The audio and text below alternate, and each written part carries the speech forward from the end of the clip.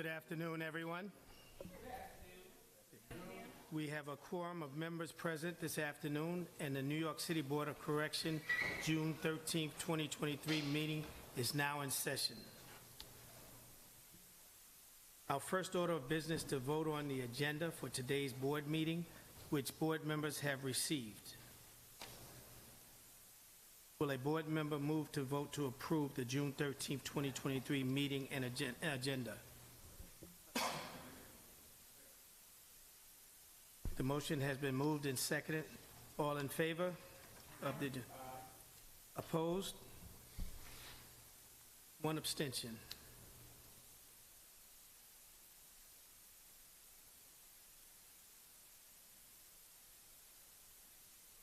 Does any member have edits or comments on the agenda?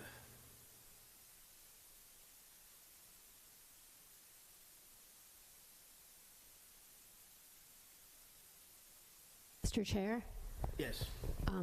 I believe in the absence of the Department of Correction at today's meeting, it is appropriate to lay over two items on the agenda under board member discussion items. They are items about which board members have a number of questions for the Department of Correction, and I believe it's appropriate to hold those until such time as the commissioner is able to join us for a meeting. That would be, just for clarification, that would be item 8?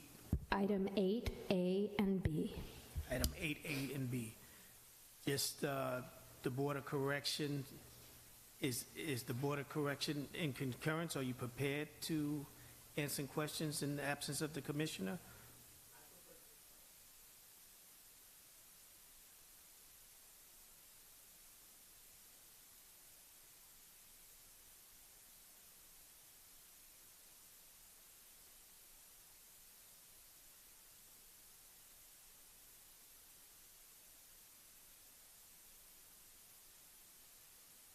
That being said, we will take a motion to remove or postpone items 8A and B until the Commissioner of Correction is available to respond. I do, your chair. I'm in agreement with postponing 8B, but I think the desire or the effectiveness of July 1 of the 17 million around the programs and contracts at least has to be discussed on what this board can do to halt that, because if we wait till the July 1st, that has already went into effect, which actually makes that conversation obsolete. Or am I misunderstanding that? No, I support that. Okay, so if there is a motion or consensus from the board, but I will take a motion to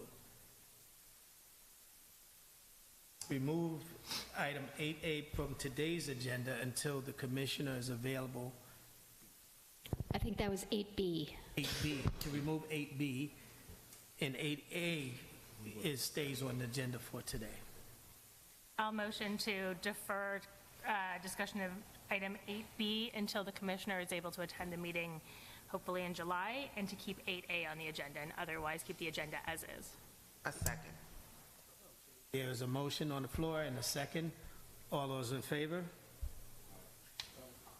By show of hands, all in favor? Okay. Okay. 3 abstentions. The motion passed. Sorry. I wasn't aware that there was... I don't think an abstention is a disagreement. It's just an abstention to the vote.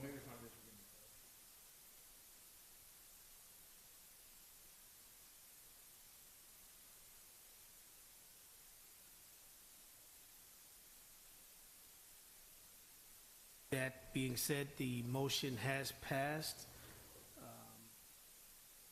On to the next item.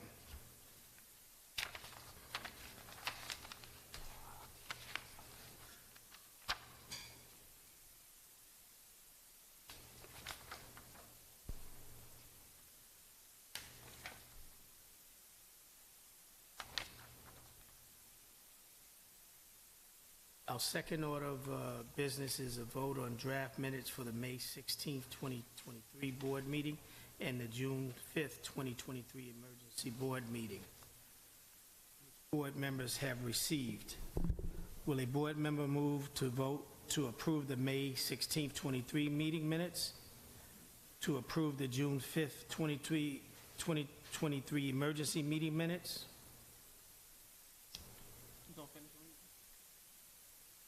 I did finish my statement.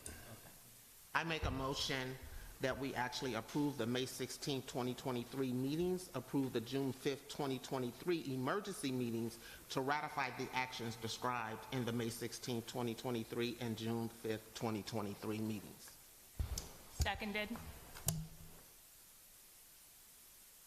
There's been a motion, and then there's been a second. All in favor? Aye. All opposed? Abstentions? Abstain.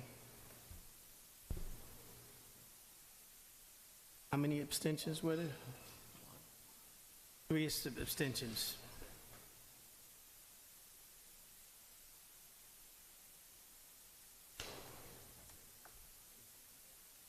The motion does pass.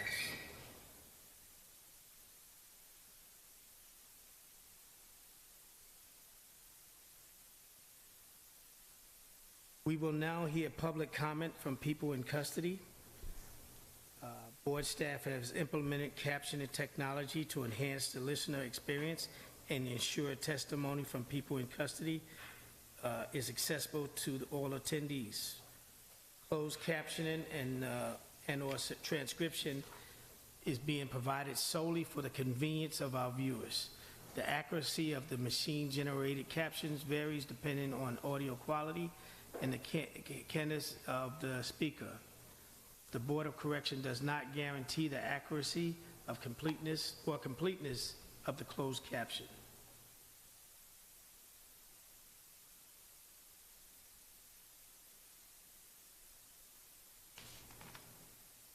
My name is Regina Norman. I'm a frozen singer. My first complaint is the fact that I was not allowed to go to my mother's funeral. I'm a U.S. citizen. My classification is a 2. I have no history of violence. My charge is a grand larceny charge. I've been in custody. I have no infractions. I have nothing. Yet social service approved me to make either to go to the wake or to attend the funeral, yet I was not taken to either one. The funeral was streamlined. I was not given access to that. Nobody to date has not told me why I was not taken to that funeral. I was denied, which was the basic reason for everything else in here, that you never have staff and you don't care to spend the money for anybody. You keep doing that when people...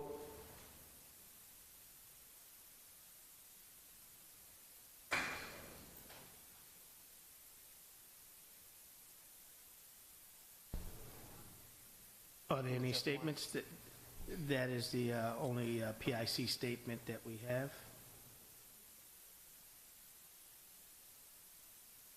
Thank you all who left public comments or dedicated lines for people in custody.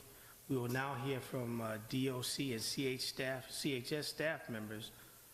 Our charter authority covers people in custody and jail staff, so I've decided to dedicate time for those groups to speak separate from the general public. Looks like Robert Gonzalez, is it? Yes, sir.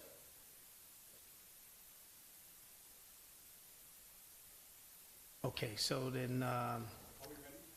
no, that's, I think the list you signed was for public comment. Okay, so that's an error. And Ron Edwards, was that, Yeah, that was the direction. okay, that is an error, so we'll disregard that, any public, and remove that from the record. I'll have Jasmine Gillis present now. Thank you. Good afternoon, everyone. Thank you for joining us today. We have a packed agenda. So I'm going to start with giving the update on deaths since the board's last meeting. Is it on? Okay. Thank you.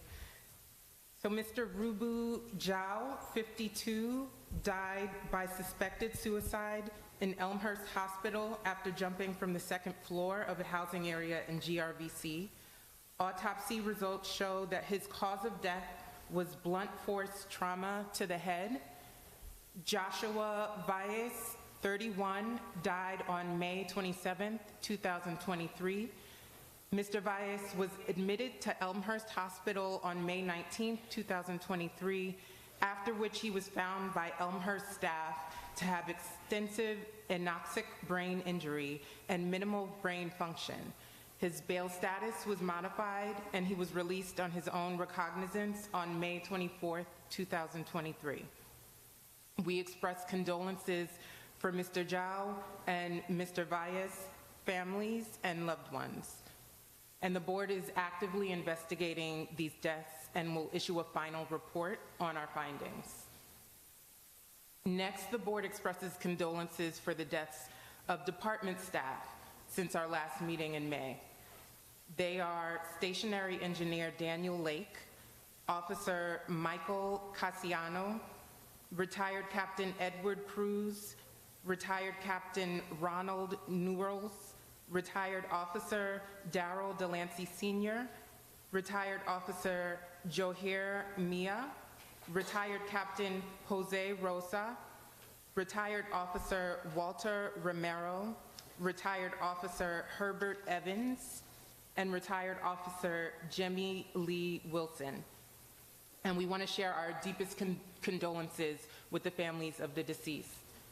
We also want to state that violence resulting in serious injury to people in custody or to staff working in the jails is of great concern to the board, and we will continue to investigate incidents that are brought to our attention. The next update we have is on the census numbers. As of June 12, 2023, the total census of people in custody is 6,085. And for comparison, the monthly average census for March was 5,912. For April, it was 5,942. And for May, it was 6,018. And broken down by facility, as of June 12th, AMKC housed 1,910 people in custody. Bellevue housed 41. EMTC housed 943. GRVC housed 858. NYC housed 176 with 95 people in custody in the infirmary. RMSC housed 370. RNDC housed 909. VCBC housed 713, and West Facility housed 70. And finally, we have an announcement regarding our reports. On May 26, 2023, the Nunez Independent Monitor issued a special report which detailed 5 recent incidents involving serious, life-altering, and life-ending injuries experienced by people in custody, and expressed serious concern about departmental reporting, deficiencies, dangerous conditions in the main intake at an EMTC, and transparency in the provision of information to the monitoring team. In light of the monitor's latest reports, board staff will delay the release of its next serious injury report to further investigate and incorporate findings related to the incidents highlighted by the independent monitor. Board staff will also measure and report on the department's remedial efforts to increase safety and improve its serious injury reporting practices. Thank you for that report. We will now hear public comment from the general public. The first speaker will be Andre Ward.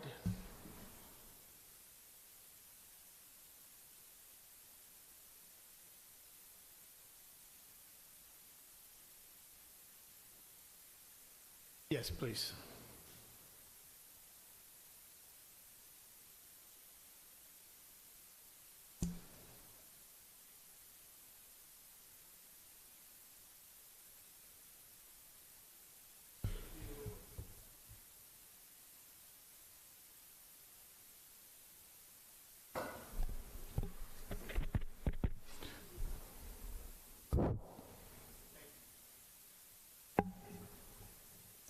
Begin now? Should I begin? Yes, please. Good afternoon, Chair Sampson and members of staff of the Board of Corrections. My name is Andre Ward. I'm the Associate Vice President of Policy at the Fortune Society's David Rothenberg Center for Public Policy. We're a 55-year-old organization that offers reentry services and does advocacy work for people impacted by the criminal legal system. Collectively, we serve roughly 1,700 people every day across 179 units in 6 Rikers facilities and the Vernon C. Brain Center. We have not yet heard any evidence that DOC has a plan to replicate our services starting on July 1st. This is a matter that falls within the purview of the Board of Correction because DOC is required by law to provide 5 hours of programming daily to the people in its custody. This mandate exists because, as is well known, and Commissioner Molina has stated in many ways on numerous occasions, programming offered by community-based providers promotes safety for everyone in our city jails, for those who work there as well as those held there. As someone who has spent 3.5 years on Rikers Island decades ago, I can also attest to the dangerous conditions that arise in jails when there is inadequate programming. Culturally competent community-based providers with decades of experience who are known and trusted by well-deserved reputations cannot be replaced by even the most well-trained and well-meaning DOC staff. They cannot build the kinds of trusting relationships with people in custody necessary for true engagement. We can quantify the numbers of group sessions, the types of hard-trained skills and certifications that provide pathways to employment, the family day events, and other incentives we provide. But we cannot quantify the way in which our work inside jails impacts the entire atmosphere, helping to promote stability and calm.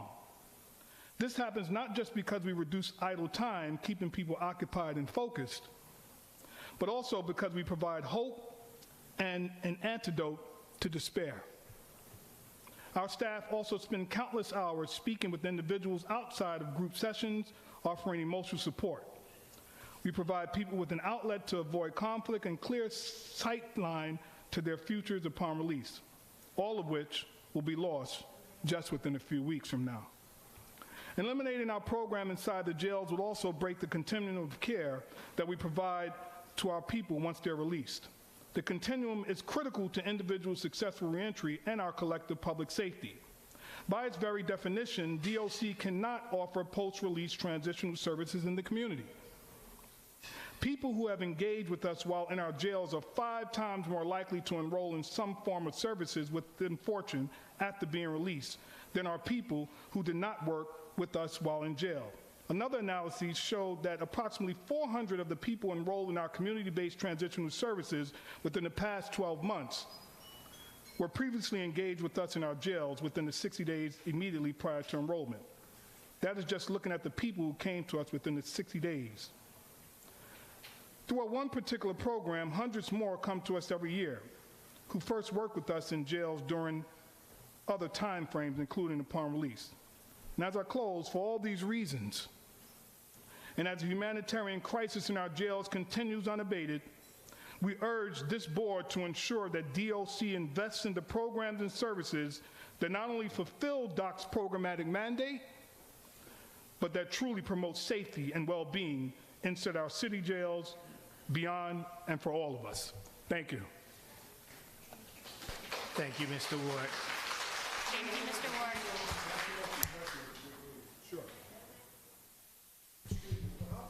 How many years has the Fortune Society been providing programs at DOC? It's been well over a decade that we've been serving people on Rikers Island. 10 years? I don't have the exact number, sir, but we've been serving people well over a decade on Rikers Island. We've been working with people there. Sure. Any other questions?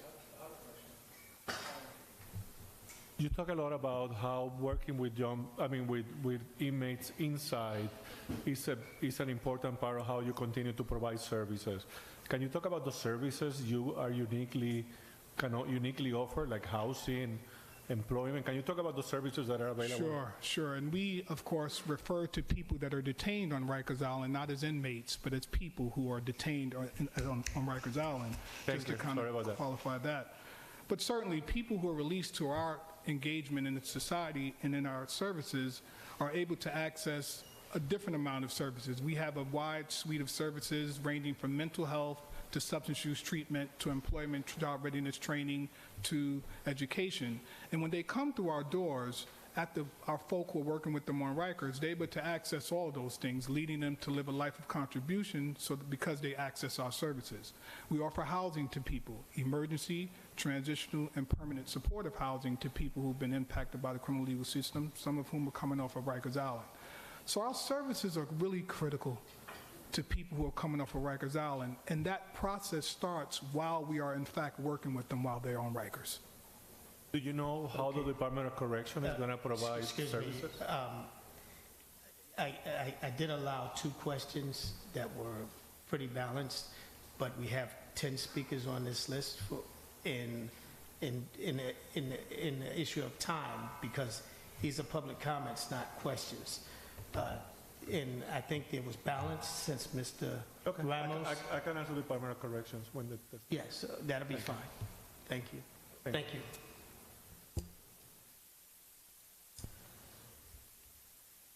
Second speaker is Ms. Ashanti Anton.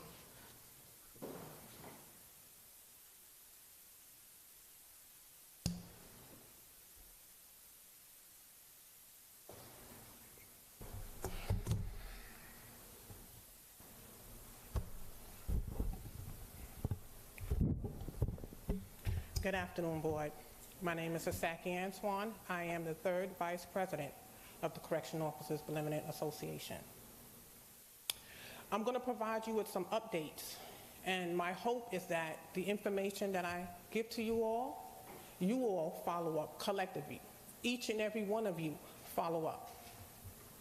Since last month's meeting, physical assaults on correctional officers have increased. May 16th, at the EMTC Center, a female correctional officer was stabbed numerous times in the neck by a male inmate, who I may add belonged in a gang. Could you imagine the fear she faced that day? As she defended herself and fought off her attacker. She received 10 stitches to the neck area to close that wound. This unprovoked attack left her scared and scarred for life. On June 3rd, another physical assault on an officer. He was brutally beaten by an inmate as he tried to escort the inmate out of the area for committing an act of violence in that housing area. The officer suffered a broken eye socket, which also required 10 stitches to close that wound. This unprovoked attack left him scarred for life. I want to remind you all of my testimony in February. My testimony of an officer, January 11th. The officer was punched in the face twice while hitting the ground. While on the ground, he was kicked in the face. The officer's right eye was shut and closed with 2 open wounds, one to the top, one to the below, which required 17 stitches, and he obtained multiple facial fractures. 5 months later, the officer is still in pain, trying to cope with the physical, emotional, psychological trauma from this assault. This officer is scarred for life. 4 more female correctional officers have been sexually assaulted, which includes their vagina, breast, buttocks growth. 53 in total. Correctional officers, women, had their bodies violated. Once again, but silence from you all, once again. Where are the public special reports and the fact-finding on these incidents? Where are the follow-ups on your agendas? I stand by and will not waver from this very point. You all continue to display selective activism and lack the emotional intelligence to move this board forward, which is the basic requirement to provide proper and equal oversight. Collectively, as a board, your behavior, your demeanor, dysfunction, and disrespect that you all displayed in public toward one another at the May 16 BOC meeting proves my point that this board desperately needs oversight. You speak of transparency. Real transparency is the acknowledgement and a public plan of action to address all issues that affect correction officers, civilians, and medical staff working on Rikers Island, not just the inmates. As I toured the housing areas in each facility, I observed my fellow brothers and sisters making the ultimate sacrifice by ensuring the inmates are safe, ensuring institutional programs are afforded, coming to work and putting their best foot forward despite the challenging working conditions. They are physically exhausted, working 16 hours a day with no meal breaks, lack of time and energy spent with their families. There is no doubt in my mind, that real heroes, correction officers, work on Rikers Island. What I need for you to do is put our safety before politics. That's what's needed here. Thank you.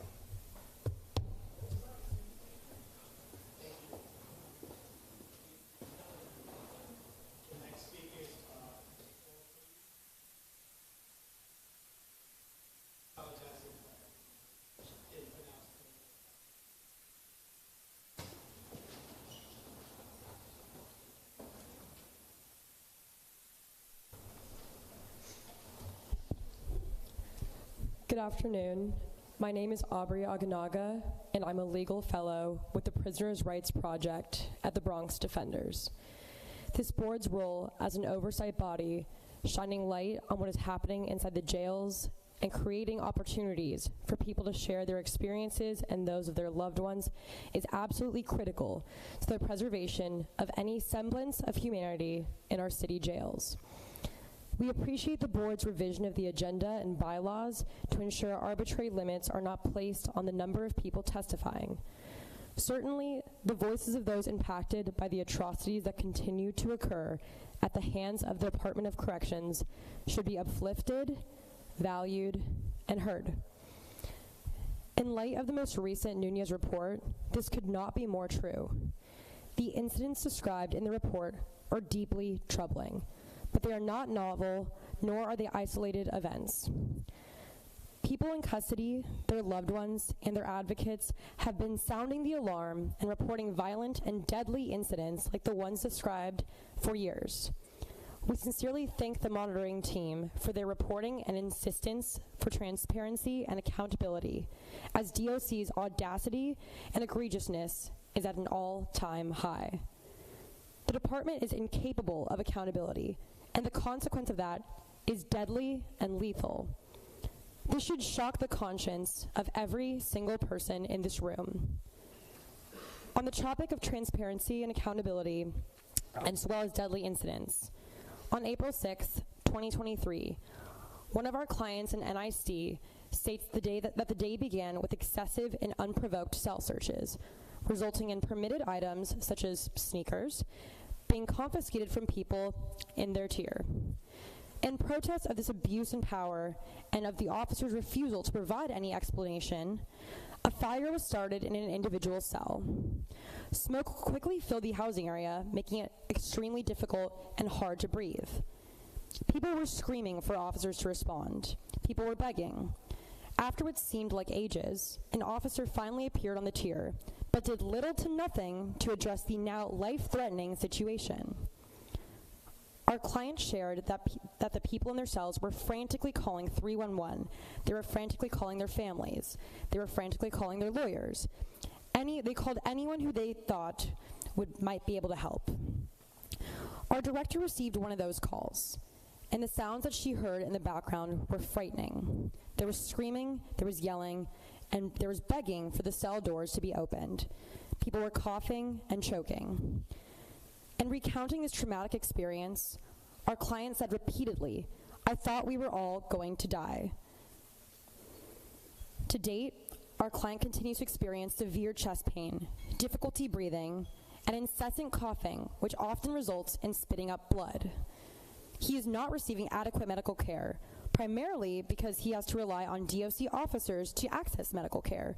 And shockingly, he has been returned to the same restrictive housing area, thus continuing him to exposure to harmful conditions that exacerbate all of his injuries.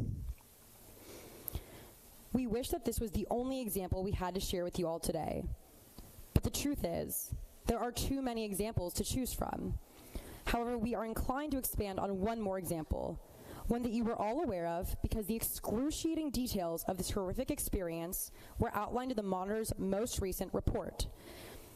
Our client suffered a lacerated spleen, broken ribs, and countless other long-lasting injuries that we are not at liberty to share at this time. He is currently at Bellevue Hospital being treated for a myriad of complications and a high fever, all of which are a direct consequence of the well-documented obstacles to accessing medical care, which he experienced as soon as he was returned to the West facility.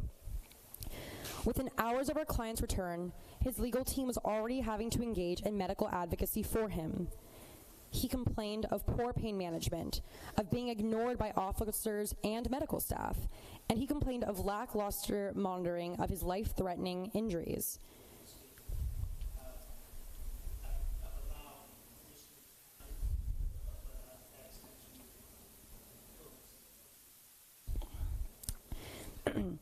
It is unconscionable that this man, who spent 3 hours naked on the floor in obvious distress from life-threatening injuries, is still experiencing treatment devoid of dignity and regard for his life. And as a result, we cannot count on the department to keep our incarcerated community members safe. And it seems that the board's ability to properly and meaningfully engage in the oversight necessary to ensure the department is accountable continues to be jeopardized. As a final statement, the people of New York City deserve better, and Rikers Island must be closed. Okay, thank you. Yes, I would like to remind the speakers, 3 minutes is the time allotted. We've given some latitude on that, but in the interest of time, because it is a long agenda, please stick to your 3 minutes if possible. Octavia, please.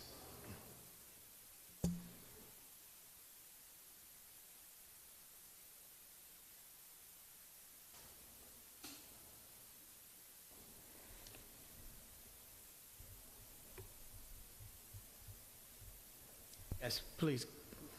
Good morning. My name is Octavia Ewart, and I'm a legal advocate at the Prisoners' Rights Project at the Bronx Defenders. I'm giving this testimony on behalf of Sarah Knight, who is the Manager Director of Social Work at the Bronx Defenders. The set of programs currently provided on Rikers Island by nonprofits contracted with DOC serve as a lifeline to people during their incarceration. Participation in programs help people prepare to return to their communities by providing opportunities for reflection, connection, and future planning. I'm reminded of someone who proudly shared their certificate from a food handlers program offered recently and spoke about the specific job opportunities that certificates would enable them to apply for when they got home. I'm reminded of another person who was getting support from a program that voluntarily visited the island to ensure her housing would still be available to her upon her release date. Participation in programs also set people up for more positive outcomes in their legal cases. It gives them a chance to demonstrate to a judge or a prosecutor that they can and will participate in programming if offered, an alternative to incarceration. It increases opportunities to negotiate for and chances of receiving offers that minimize time in jail or prison. That's time away from family and their community, time exposed to traumas of carceral settings, and time of incarceration that costs far more than the programming we are asking to preserve. 2 weeks ago, the Bronx Defenders A judge told one of our clients in court that she sees the efforts he's putting in reflected through the certificates he brings to each and every court appearance. Her praise was bittersweet for him. Just before the appearance, the client had shared with his defense team that he heard that the program would be cut. He was worried how the judge would be able to see him and how hard he's trying if there are no longer programs to participate in or certificates to be brought to court. Participation in programs also provides an opportunity for people to experience their humanity in an environment that strips them of it at every turn. We regularly hear stories from people we represent about lessons learned, support received, and glimmers of hope gained through classes, participation in groups, and by taking the incredibly huge and impressive steps to be vulnerable in front of their peers and be vulnerable to outside community programmers. The connections to their humanity and to the humanity of their peers are crucial to people's survival and set foundations that outlast the periods of the program participation. This access is of even greater importance for incarcerated people with mental health conditions who are at greater risk while being incarcerated. If anything, these types of programs and support provided by external groups should be expanded, not eliminated. Support, resources, and acknowledgement of humanity of those who are incarcerated contribute to public safety, combat recidivism, and are unquestionably worth funding. Thank you. Thank you.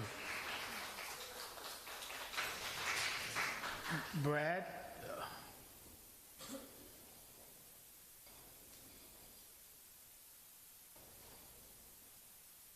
How do you pronounce your last name? Thank you. Good afternoon. Thank you for the opportunity to testify today. My name is Brad Cawthon, and I'm the Director of Jail-Based Services at the Osborne Association. Osborne is a 90-year-old nonprofit organization dedicated to transforming the criminal justice system and supporting individuals, families, and communities affected by incarceration. Through a wide array of programs and advocacy, Osborne works to create opportunities for people to heal, grow, and thrive. We serve more than 10,000 individuals each year out of our offices in the Bronx, Harlem, Brooklyn, Newburgh, Buffalo, as well as through programs on Rikers and throughout prisons in New York State. I've been with Osborne for 10 years, working on Rikers Island and overseeing programs there the entire time. I've been in every jail overseen by DOC and have seen firsthand over many years the difference that programming makes. So I was shocked a few weeks ago when Mayor Adams and the New York City Department of Correction announced their plan to cut $17 million in funding for supportive programs on Rikers Island. The cuts would eliminate programs currently provided by Osborne, Fortune, Green Hope, SCO Family Services, FedCap, and the Hort. Together, we serve approximately 1,700 individuals daily across 179 housing areas. The cuts will particularly impact 18 mental health observation units for individuals with severe mental illness and 7 units for individuals in protective custody, increasing isolation and exacerbating already inhumane conditions. We are instrumental in reducing violence and recidivism, which is crucial to fostering safer communities. Our programs promote safety for those who work in our jails, as well as those who are held there. The cuts will also take away jobs from 90-plus staff who are now at risk of losing their jobs, all of whom chose to do this work and are passionate about it, and many of whom are formerly incarcerated themselves and decided to come back to Rikers to work with folks currently incarcerated. My written testimony includes information about alternative ways that DOC can meet the required PEG budget reduction. DOC's plan to assume responsibilities for these programs on July 1st, just 2.5 weeks from now, is simply not feasible. Our staff and those of the other providers are trained professionals, passionate about the work, and energized to connect with people and make a difference. They have been trained in multiple curricula and have years of experience working with individuals, groups, and in many instances were incarcerated themselves, so they can connect and build trust. This increases participation and yields meaningful results, which increases safety inside and outside. Outside program providers are also trusted in a way that even the best, most committed DO staff will not be. Having external providers is essential, always and especially in the moment where the population on Rikers is increasing, more people are staying there pre-trial longer than before, and when violence, death, and lack of transparency are a grave concern. On an average day, our staff defy the odds by gathering interesting material to discuss in each group. The participants are not mandated to attend any of our groups, so we got to make sure that we have more to offer, something that's more interesting and compelling than what they may be watching on TV, listening to, or whatever game they may be playing on a tablet. In addition, there are many other distractions, all taking place in the middle of the day room where we're trying to conduct the group, including interpersonal dynamics that affect who decides to participate.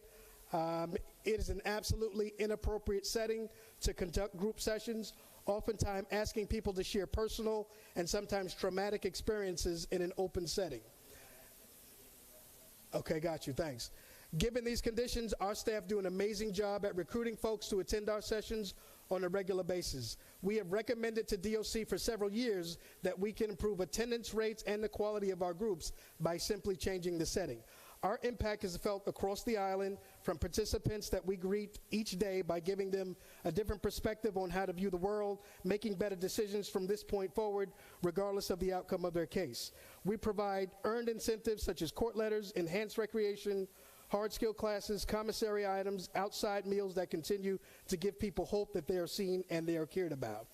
We know from our interactions with officers and other jail staff that participants do respond to our presence. We will submit it. Thank you.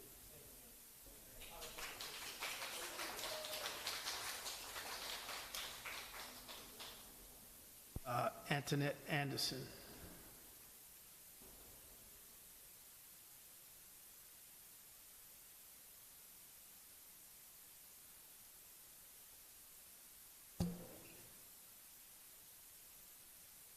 There's no Antoinette Anderson. Okay. There is L. Cumberbatch, I believe it is. That's me, sir. Okay. Good afternoon to everybody. Today I would like to talk about two things. The rainbow that we're all expecting to come through the sky and just fix everything in 2027. We have to fix the Department of Corrections collectively. We have to change the Department of Correction collectively, all of us. We are the thinking minds today. We're going to talk about this can that we're kicking down the road. All of us. All of us are wrong for kicking this can down the road. And inside that can is the New York City Correction Officer.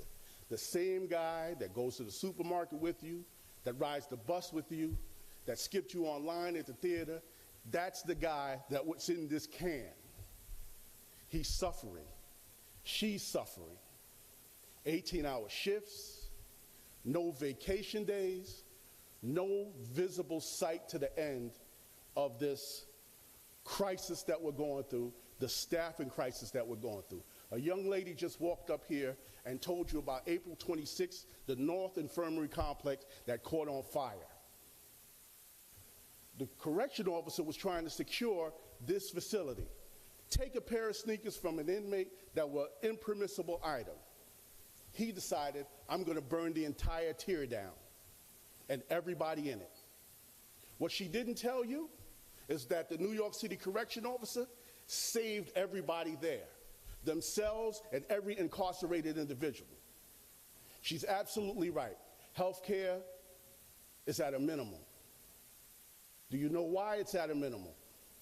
No staff. We can't get them from point A to point B because the correction officer is tired. They're sleepy. They've been working very hard for 3 years with no end in sight.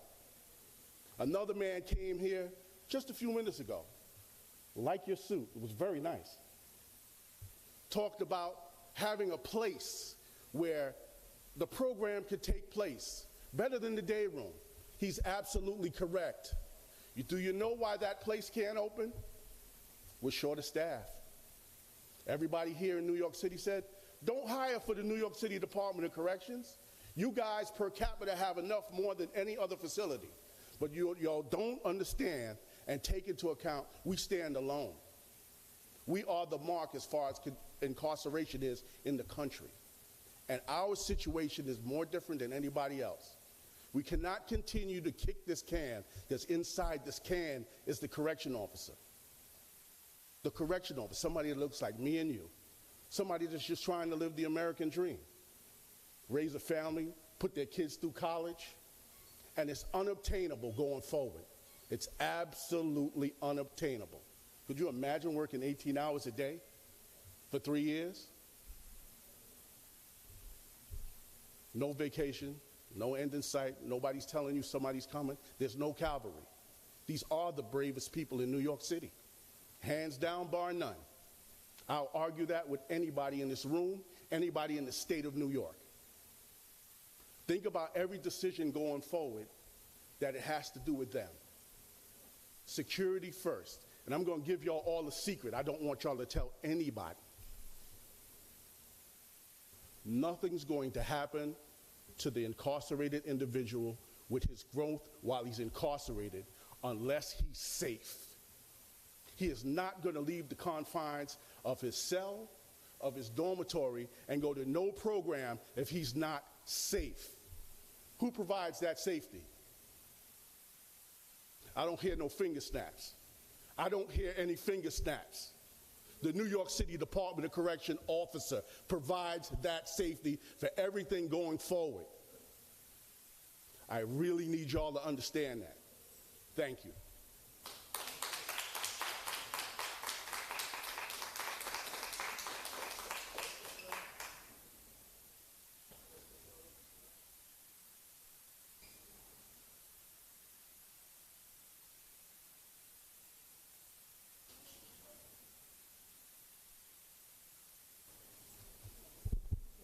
Good afternoon, all. My name is Christopher Boyle. I'm the Director of Data Research and Policy of New York County Defender Services. As part of my position, I oversee, visit, and keep data on issues related to Rikers Island. My office represented Joshua Valles, which by now should be a case the entire board is familiar. News reports, seemingly with information provided by the Department of Corrections, indicate that the department released Joshua due to its power under compassionate release. I take issue with that characterization. Joshua was represented by Amanda Barfield, and her supervisor, Ernesto Papaleo, spent the better part of approximately 3 to 4 days jumping through ridiculous hoops to get Joshua released. Joshua eventually released had nothing to do with compassionate on the part of the Department of Corrections. It's a direct result of tireless legal advocacy by our lawyers and actions by the court. The Board of Corrections should create minimum standards related to compassionate relief so that no other family has to suffer the way Joshua was made to suffer this last month. The way Joshua's family was treated by the Department of Corrections was unconscionable. On Saturday, May 20th, our office received word that Joshua was in the ICU and his prognosis wasn't good. On Monday, May 22nd, we learned that Joshua was still not alert. On Tuesday, May 23rd, we contacted the assigned district attorney and emailed the limited information we had from Joshua's doctors. The assigned assistant stated that they would speak to their supervisor. Later that afternoon, the assigned assistant suggested that we attempt to get the case advanced and added to the court calendar. The case was calendared on Wednesday, May 24th, in front of a different judge than who was initially overseeing the case, and Joshua had a cut slip issued at 10:48 that day. As I'm sure you all know, when a client like Joshua is transported to a hospital because he's seriously ill or he's injured, he's still technically in the custody of the Department of Corrections. This could mean that he or she is handcuffed to the hospital bed and that there are officers from the department assigned to guard the hospital room. Family members are unable to see their loved ones in these circumstances. The supervisor, Mr. Papaleo, had to place calls to the Manhattan District Attorney's Office. He had to pass along CHS records. He had to coordinate with the court and the clerk's office to be able to add Joshua's case to the court calendar to request that the court to issue a cut slip to have Joshua released. At no time did we receive a phone call from the commissioner telling us, hey, don't worry about this. We've already released Joshua. Far from there being a compassionate release hotline, there can be called that when we need or have to have a client released for these circumstances. That doesn't exist. This was the Department of Corrections looking to get Joshua off their books so they didn't have to have another death before the federal monitor report that just came out recently. Another awful, needless death of a person on Rikers Island. Another attempt to cover up what exactly happened to Joshua, which is still very much an unknown. I would welcome a formal written policy for getting clients released when they are terminally ill or have been admitted to local hospitals with life-threatening injuries. However, as far as I can tell, there are none. I think it was a travesty that the department was able to allege a narrative to the press that they had any hand in releasing Joshua when it took our attorneys many days to accomplish that goal. Thank you very much. Thank you. Eileen, Mayor?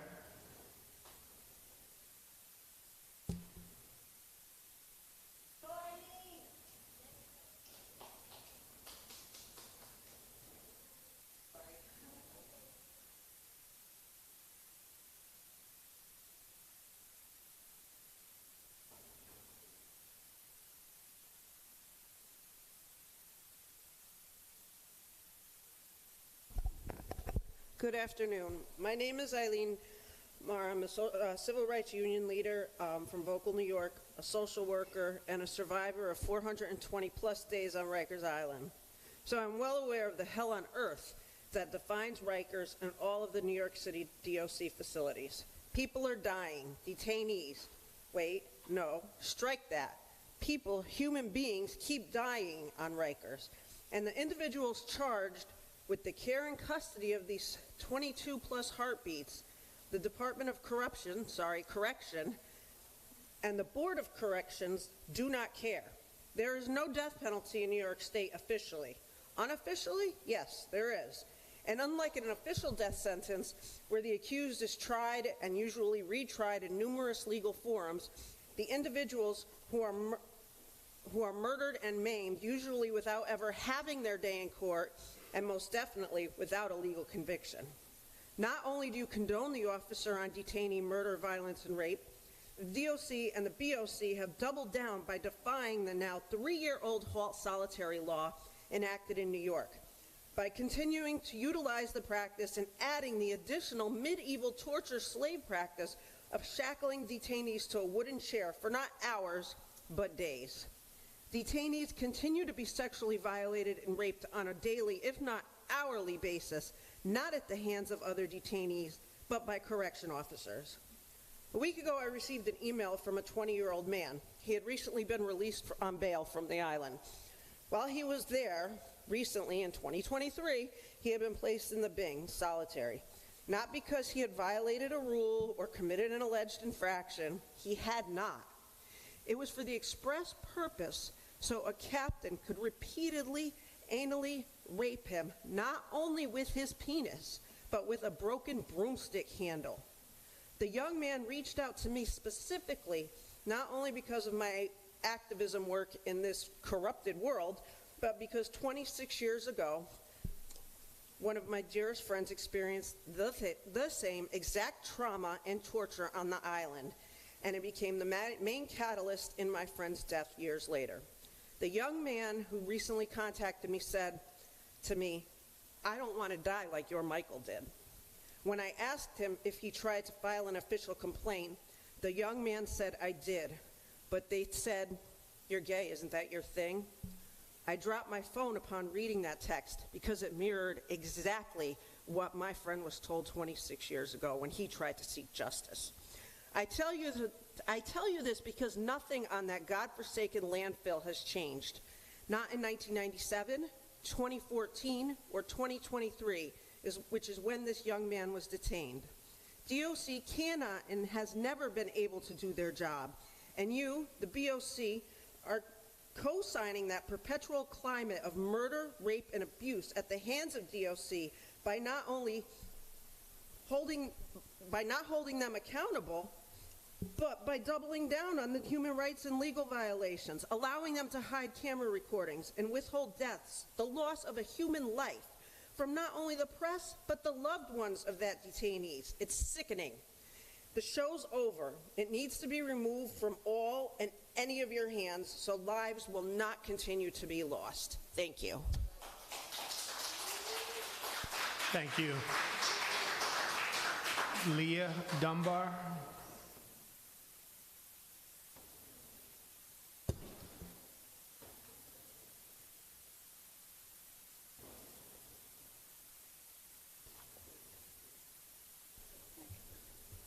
Good afternoon, Chair and board members. I'm Leah Dunbar, a paralegal at Children's Rights, a national advocate for youth in state systems. We are a member of the Jails Action Coalition and advocate on behalf of young adults on Rikers. At the May 16th Board of Correction hearing, we were planning to ask why the April 3rd and April 24th Nunez monitoring reports were not on the agenda. They describe a long pattern of questionable promotion decisions reflective of the department's long-standing culture of mismanagement, a continued cause for alarm at the persistently high rates of use of force and interpersonal violence, deficiencies in managing intake, and ESU's mismanagement of serious incidents regularly leading to use of force. For this meeting, we ask why the findings of the June 8th Monitor report are not on the agenda. They are universally damning regarding the department's attempts to prevent the Monitor from reporting on life-altering incidents and deaths, and an overall lack of transparency and accountability. As we know, the Monitor found that the current state of affairs in the jails remains alarming, not just for the rampant violence and frequency with which force is used, but also because of regression in the department's management. How many more such reports must the Monitor publish before we all work together to close Rikers as soon as possible in accordance with the law? We commend the board for calling attention to the department's move to cut contracted providers like Fortune and Osborne and having untrained DOC staff supposedly provide programming. This is a huge loss for incarcerated persons. For example, the Fortune Society served more than 2,000 people last year on Rikers and the Boat and worked on 1,500 discharge plans for incarcerated people re-entering their communities. There are other issues deserving of the board's attention. For example, the administration's slow-walking the Brooklyn Borough-based jail, DOC's new enhanced supervision housing directive that violates the board's RMAS rules, the proposed city budget that could focus on crucial community investments to the tune of hundreds of millions of dollars instead of funding COBA's vacant positions, not to mention staff who don't show up for work, and the April 6th fire at North Infirmary Command. Finally, we urge the board to join us in advocating for decarceration, especially given the bill recently passed by the City Council. As we all well know, jails and prisons feed the cycle of crime, they don't prevent it. Incarceration makes people more likely to commit crimes when they get out, not less likely. Putting people away simply does not improve public safety. Our young adults, all incarcerated persons, and the city taxpayers deserve a more meaningful allocation of the $557,000 per year that it costs to keep someone in DOC's custody. Thank you for focusing on the disaster that is Rikers.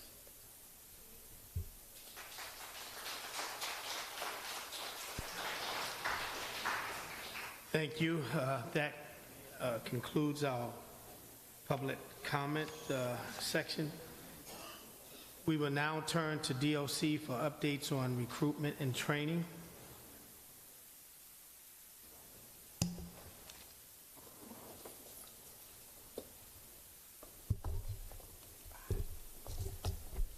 Good afternoon, Mr. Chair.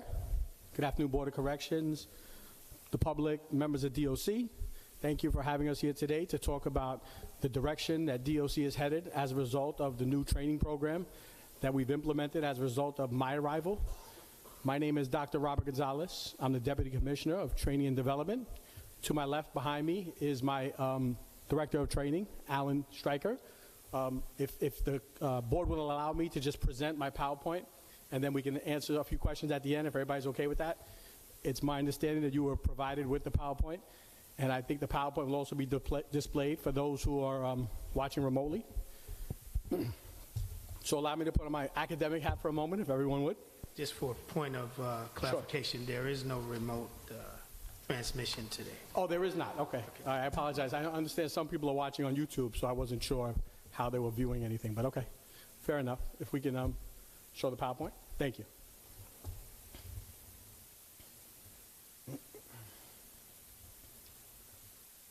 As I mentioned, under Commissioner Molina's leadership, 10 months into his tenure, I was brought in to begin a culture change here at the Department of Corrections relative to implementing training, specifically in the area of just a realignment and just a new focus on how we wanted to move training forward here at the Department of Correction. It took a little time for me to get hired based on his appointment in January, but when I arrived, I hit the ground running.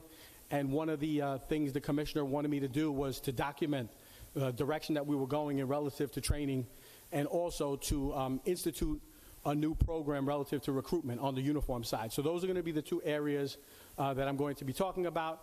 One of the things that I identified as a result of my arrival at DOC was that many of the courses were taught based on a calendar. So what they would do is they would identify a need, they would pull out a calendar, and they would put names of guest speakers. But there wasn't really any archivable information that was being retained relative to those courses. So my first objective was to design a program where we could create lesson plans versus PowerPoints. And anyone in academia knows that there is a difference between a lesson plan and a PowerPoint, right?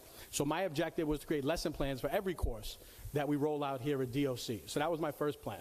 If we can go to the PowerPoint. Just a little bit about me. I have a doctorate degree from St. John's University. I accomplished that credential while I was a police officer in New York City Police Department with nearly 23 years of law enforcement experience. In addition to being the assistant commissioner of the NYPD prior to my retirement, I was also the chief of training and policy for the New York State Attorney General's office, and ultimately combined to have 3 decades of law enforcement experience, specifically in the area of patrol, investigations, and at the tail end in training. In addition to that, while being a police officer, I also taught at various colleges and universities here in New York City, John Jay, NYIT, Monroe College, Hostos, in addition to being the Dean of Criminal Justice and Security at the University of Phoenix. So all of that combined with 3 decades of law enforcement experience and 2 decades of academic experience qualified me to come in and look at the training program at DOC and ultimately implement a new strategy moving forward.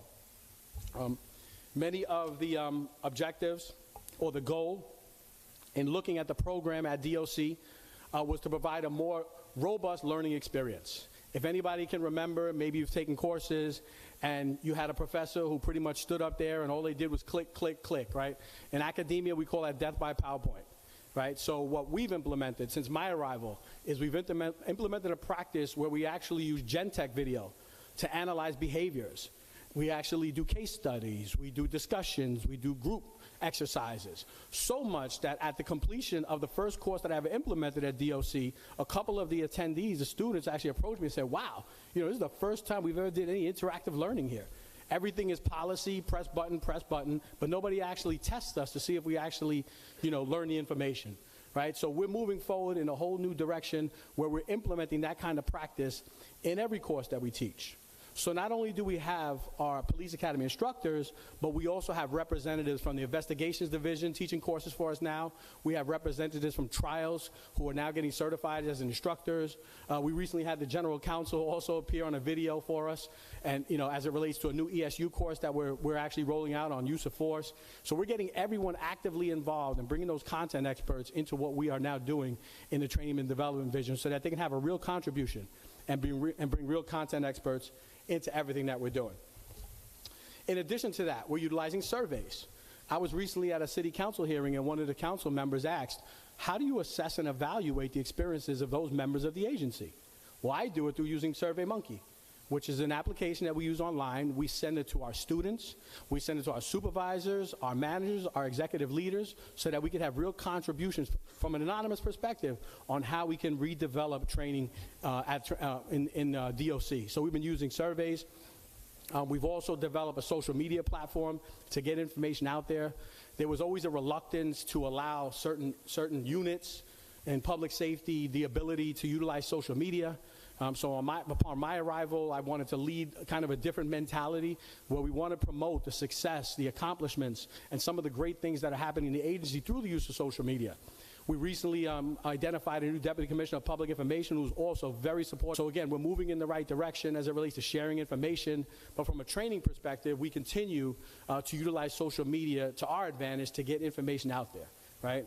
So that's another thing we're doing. When I first arrived, Commissioner Molina, after about the 60th day, says, you're doing some great things. We need to memorialize this. We need to package it. We need to present it to the Federal Monitor. We need to present it to BOC. So what I'd like for you to do is I'd like for you to kind of package your first 100 days. I want to get a sense of what you've been able to accomplish within the first 100 days to show the direction that the DOC is moving in as a result of your appointment. So between December 5th in 2022 through March 15th, 2023, which was the first 100 days, we broke it down into personnel, projects, and future initiatives. So when we look at personnel, one of the first things we did is we identified an Assistant Commissioner of Training Development, Dr. Jeremiah Johnson, who has 2 decades of law enforcement experience in addition to a PhD from John Jay College, has turned everything that I've given him into gold. He's a huge, huge asset to the department, and he has a research background, he has publications. He's been helping to kind of drive this new culture in training at DOC. In addition, when I first arrived, we looked at, like most people would do, once you take over a new bureau, a new division, is establish a new organizational chart. So we identified different key components of the training development division that needed to kind of be realigned. One of them was establishing this organizational chart. One of the individuals identified in the organizational chart is my Director of Training, Alan Stryker, who oversees our budget, who oversees planning for new trainings, and oversees our curriculum. So again, if you look at the chart that I gave you, or you'll see the organizational chart, and I identified certain units that needed to be created. What wasn't there prior to my arrival was a curriculum evaluation team. So there wasn't a real mechanism for evaluating curriculum and even archiving it. So if you wanted to look back at courses that were taught at DOC 5 years ago, you'd have a hard time trying to locate that curriculum. So we've created a mechanism and a whole assessment evaluation in identifying curriculum. We also hired a company called SkillSource, which has now helped us to write and organize our curriculum. So we're working very closely with SkillSource. We have a contract with them relative to our curriculum going forward. We also identified the ADW ranks, 3 key positions that we needed to assign individuals. The first one was recruit training. So we actually appointed ADW Carter to oversee our recruitment recruits in the academy. We also, our gun range, we have ADW Russo, who's now overseeing our gun range to give more importance to the range and the cycles where our officers qualifying with the firearms. And we also established a new recruitment unit, which I'll get into later on in my PowerPoint. As you know from the slides, it's at the tail end. I'll get a little more important about recruitment. But we also appointed Captain Hines to oversee our recruitment unit. So within those first 100 days, if you look at the next slide, we get to projects. One of the most notable things that we did, and the first project that I was asked to assist with, was to give our recruit officers a better learning experience. And we did that by partnering up with the NYPD, and we just graduated last month our first recruit class from the NYPD's state-of-the-art police academy. If anybody has been to this academy, it cost over $1 billion. It was actually built in 2008, between 2014. It's a palace. I encourage everybody on the board to actually go and check this place out. It's really nice. They have a bodega. They have a train station so we can do scenario-based training. They have apartments for domestic disputes. They have 2 precincts, cells, jails. So recently, upon my arrival, the first project I was tasked with by Commissioner Molina was to bring that experience to correction officers. And we successfully brought our first class in February 23rd, and we actually graduated them just a few weeks ago at the NYPD Academy. That same academy class now is now part of a field training program for 8 weeks, but I'll get a little more into that as I go on through my testimony. We also created a scholarship unit. We now have a scholarship unit. We just cut the ribbon a few weeks ago where we have one centralized location now in the agency where members of the agency can actually go and get information on professional development, on college programs, on scholarships, anything related to personal development. Upon my arrival, I felt like there was a gap. There wasn't really a lot of personal investment, not just from the agency, but the individuals relative to their own futures. I'm the poster child, as far as taking advantage of scholarships and opportunities through the NYPD, through finishing my bachelor's, my master's, and my doctorate, all while being a uniformed police officer. So I want to bring those same opportunities to DOC. And the line is buzzing. We have a whole intake process now, a phone number that people are calling in, trying to get information to see what's available. As you know and as you heard, we have relaxed the college requirement, temporarily, through the hiring process, but that does not mean we're not indebted and invested in trying to professionalize our officers. We're still very much engaged in that process and have been engaging with quite a few colleges and universities in the 5 boroughs and beyond to bring really, really professional development opportunities to members of DOC. So that's another thing we did. We recently, again, rolled out yesterday. We partnered up with Vertex, which is a program where we're implementing what's called KSAC, which is the state certification of 350 officers. Some of you are shaking your head. Perhaps you're familiar with this. We're actually bringing that to DOC. We just launched a course on Monday, yesterday. 25 officers were taken out of facilities. They're going to go through the first phase of that certification that now certifies our police officers on alcohol and drug abuse. And these are correctional officers that are in the facilities. So we're talking about boots on the ground people that can actually go and engage individuals who they think may be in crisis, who are in our facilities. So that's a huge step forward for us. We just rolled it out yesterday. It's a 2-week course. It's going to be a 350-hour program that we're investing in just a small group of people as a pilot to try to educate our police officers based on alcohol and substance abuse. We've also began a rebranding initiative since my arrival. New patches, new logos, new websites, new social media, all of that to kind of give the training development division kind of like a new momentum. We feel the only way to change the culture at DOC is through effective training, through adequate training. And we've done that through a whole rebranding.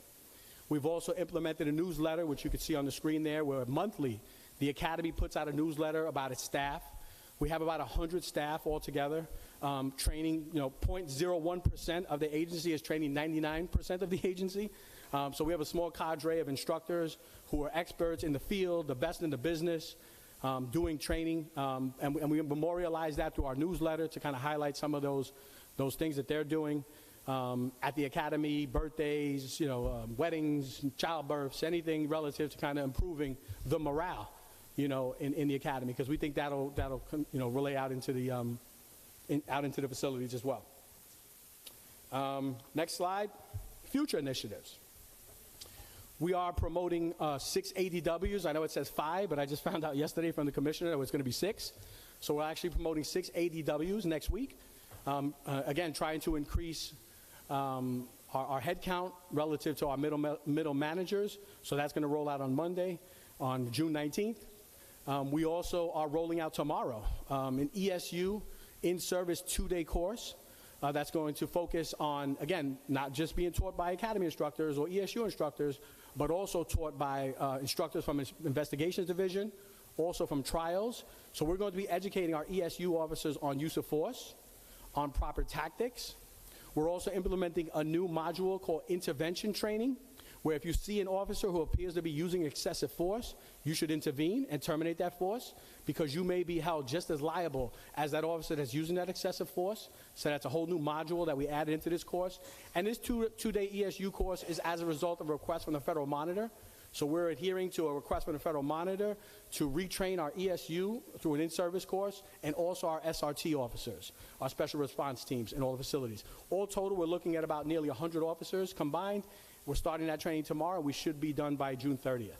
We intend on having a quarterly in-service course with ESU and SRT to give them these important items that we feel need to be kind of, rehearsed in the classroom, and also, through scenario-based exercises as well.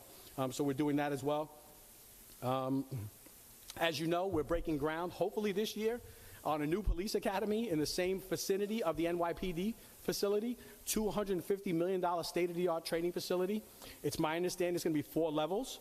The first level is going to be a jail for scenario-based training, and also a medical facility, in addition to classroom space, administrative space, and then also a lecture hall.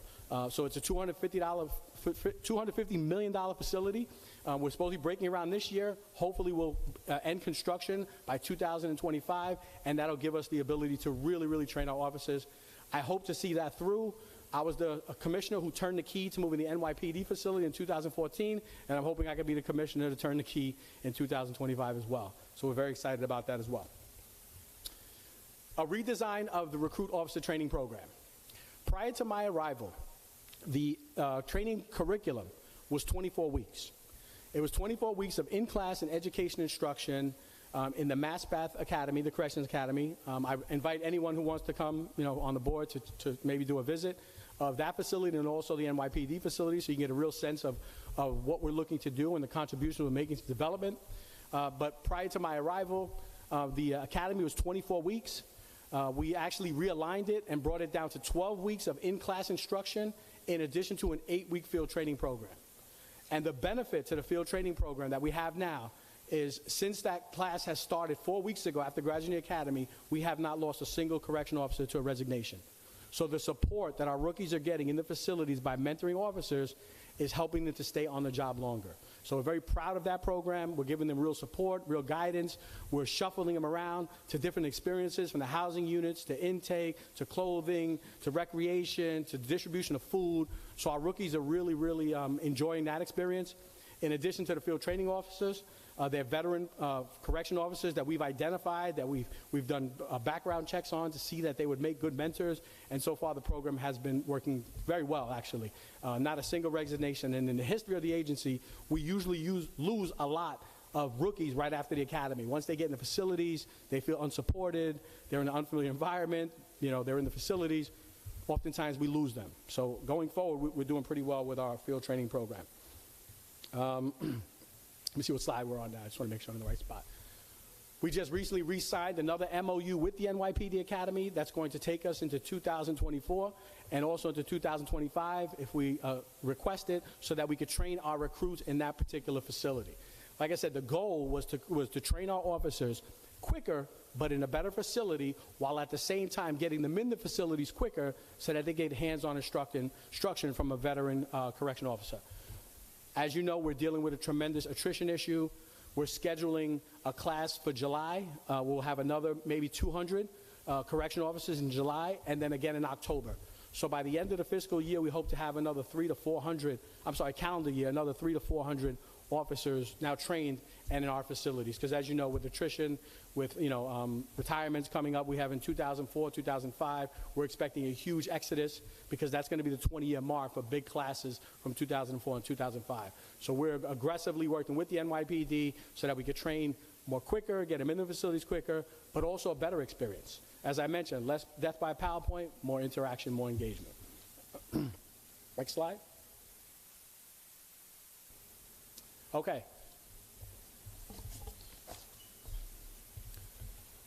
We also developed, as I mentioned, an 8-week field training program. Those field training officers underwent a 63-hour, 10-day course so that we could train our veteran correction officers on how to do observation reports, on tactics, on supervision, on leadership, on ethics, so that they'd be in a position to now mentor our rookies out of the academy. Right, so we also invested in our field training officers as well and did a pretty comprehensive field training program. New York State only requires 40 hours to be a field training officer, but our program was 63 hours. So we exceeded the amount that was required by DCJS. Next slide. Another accomplishment that we actually had was we actually promoted 26 officers to captains. It was my understanding that we had not had a captain's promotion since 2018. As you know, captains being first-line supervisors, probably one of the most important ranks within the agency. So we've invested in that. We've promoted them. But in addition to that, we've also realigned the curriculum relative to also the captains. When I got there, I believe the captain's course, you can go to the next slide. I believe the captain's course at that time was 12 weeks, but we shaved it down to 5 weeks in addition to having a field training program. But one of the things we did is we put together a really, really good booklet that we gave each captain that talk about those roles, responsibilities, information. If you look at the slide, it starts off with all the pieces, integrity, all those different comments up there, passionate, and it's all in pieces, right? But at the end of the course, we put all those pieces together and we created the Captain's Shield, right? So collectively, we took all those characteristics that we thought would make a good captain, and we put them together, and ultimately after 5 weeks, right, then send them out to field training. Some of the other ongoing projects, we have a lead training program for our directors, our non-uniform staff. It's a 16-week program. Once a week, our directors, in partnership with Dale Carnegie and John Jay College, actually host a lead training program for our directors. We also do our advanced ACCM, Advanced Certificate in Corrections Management. It's a partnership with John Jay to offer graduate courses up to 15 to members of our agency, which also could take them into a master's program in corrections. We also have our SEEDS program as well. Currently, we have 11 SEEDS. We're looking right now, based on budget, to hire 75 in September, and a third of our graduates usually end up entering the corrections department. So this is, again, a Trojan horse into getting into the corrections department. We also just recently had 19 of our instructors complete an EMT training program to certify them as EMTs. They're in the process now of filing for the state exam so that they can be EMTs. So we're making an investment relative to our instructors so that they can also be good in first aid and things of that nature. All right, so they're almost done. And we're at 81% as it relates to Narcan training, and also suicide. We do suicide training as well, agency-wide. Our suicide training is also close to 80%. Upon my arrival, we were somewhere around 40%, but we've made Narcan and suicide prevention training just a priority in the agency. As people are coming back, long-term sick from injuries, line-of-duty injuries, we're bringing them back, we're certifying, we're putting them in facilities. So we made great progress on Narcan and suicide prevention. Now getting into our recruitment strategy. Upon my arrival, I was asked to kind of come up with you can go to the next one. I was asked to develop a recruitment strategy for the agency on the uniform side. As I mentioned, right now, based on convergence reports, we're expecting that probably by 2025, if we don't recoup some of the personnel that we've lost, we could be somewhere around 50% less personnel than we were prior to COVID. So there's been a huge push to recruit. We established a recruitment unit with very different demographics, sexual orientations, so we can go to different type of events in our communities and really go out there and recruit, for this very difficult but yet bold position with DOC.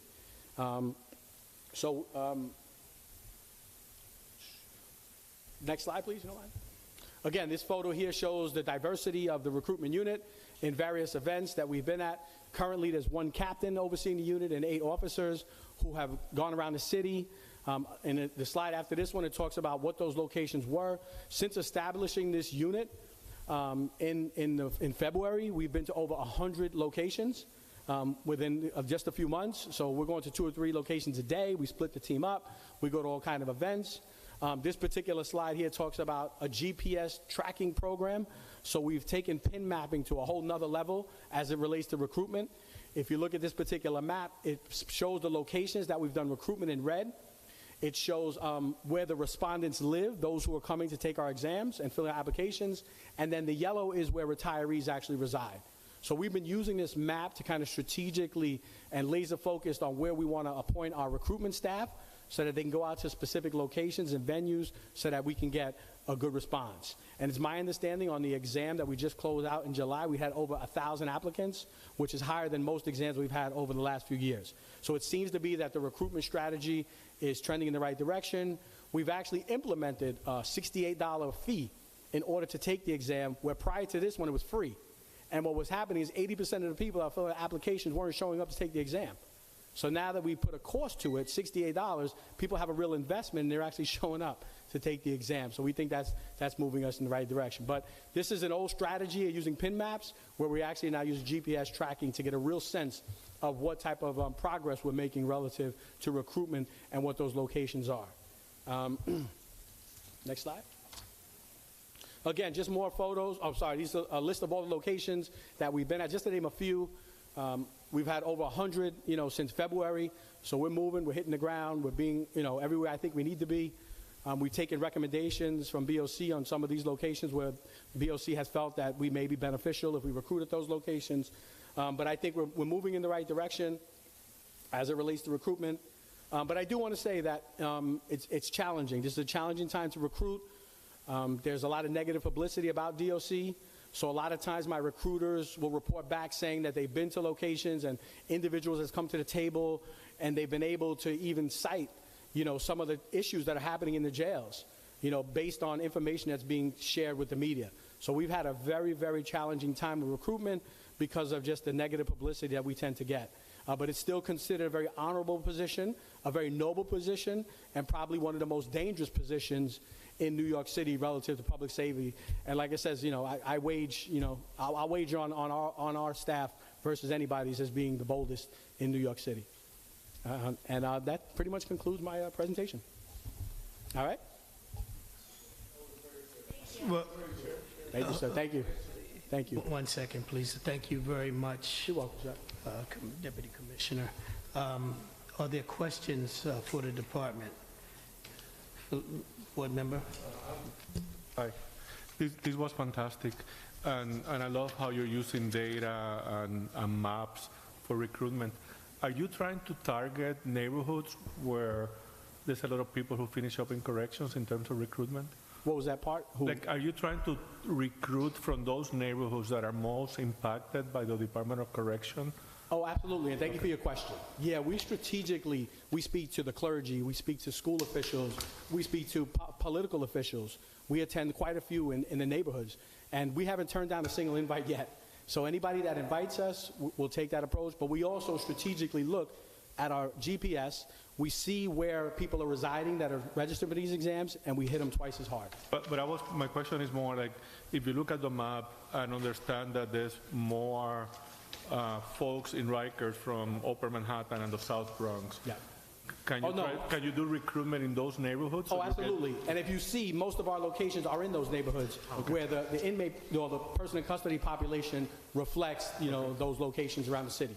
We're heavy up in Manhattan North. We're heavy in the Bronx. We're heavy in Harlem.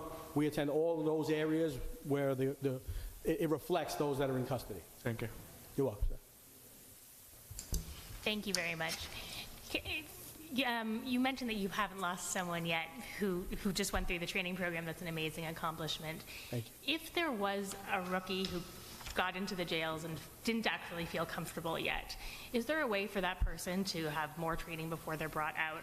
And second to that is, if they have a relationship with their mentor that's not working out, is there a way to reassign them? We do actually.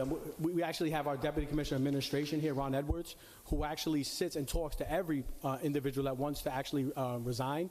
And he talks to them. He asks them, is it your facility? Is it the hours? Is it supervision? What are the real reasons why you're looking to resign? And is there something we can do to prevent that from happening? And he's been successful. I mean, he really sits them down and puts a lot of time into it. I've been there a couple of times to watch his spiel, and it's actually pretty good, and he's been successful. So, yeah, we do have a whole retention strategy to keep those people still in the agency. Thank you. You're welcome. We're going to go to Board Member Sherman and then Board Member Cohen. Thank you very much for your presentation. At the top of your presentation, you talked about using surveys to gather information. I'm interested in hearing what you've learned so far, who's analyzing the feedback, and how is it being used to drive practice moving forward? We use an anonymous survey through SurveyMonkey, if you're familiar with that particular instrument. It allows an individual to actually respond and not be identified. We've targeted all different types of populations, from entry-level police officers, correctional officers just graduated, to those coming in, to our captains, our ADWs, our wardens, and we send them specific questions, asking them, what can we do better? How can we change training? What are we missing? So it gives them an opportunity to respond anonymously, and I read every one. So I take whatever information I think is valid, and I import it with my curriculum team, and we see how we can make changes when it makes sense. But there is no level in the agency that has not been subjected to some level of survey. We also do in-person interviews. We just had a luncheon for the last academy class that had graduated. We sat them down and we asked them, what can we do in the academy better? Cost us little money, we treated them to lunch, but we actually got to sit down and talk to them, and they told us where they felt we should make some improvements. And that's exactly what we do. We're not above editing, we're not above pivoting, and we're not above making changes if necessary. Board Member Cohen. Thank you so much. That was very a lot of people along with it, and it should. Thank you. I have many questions, and as I have them, wrote them down, you answered them. Sure. I have one sort of general question. Sure. department decided you didn't need college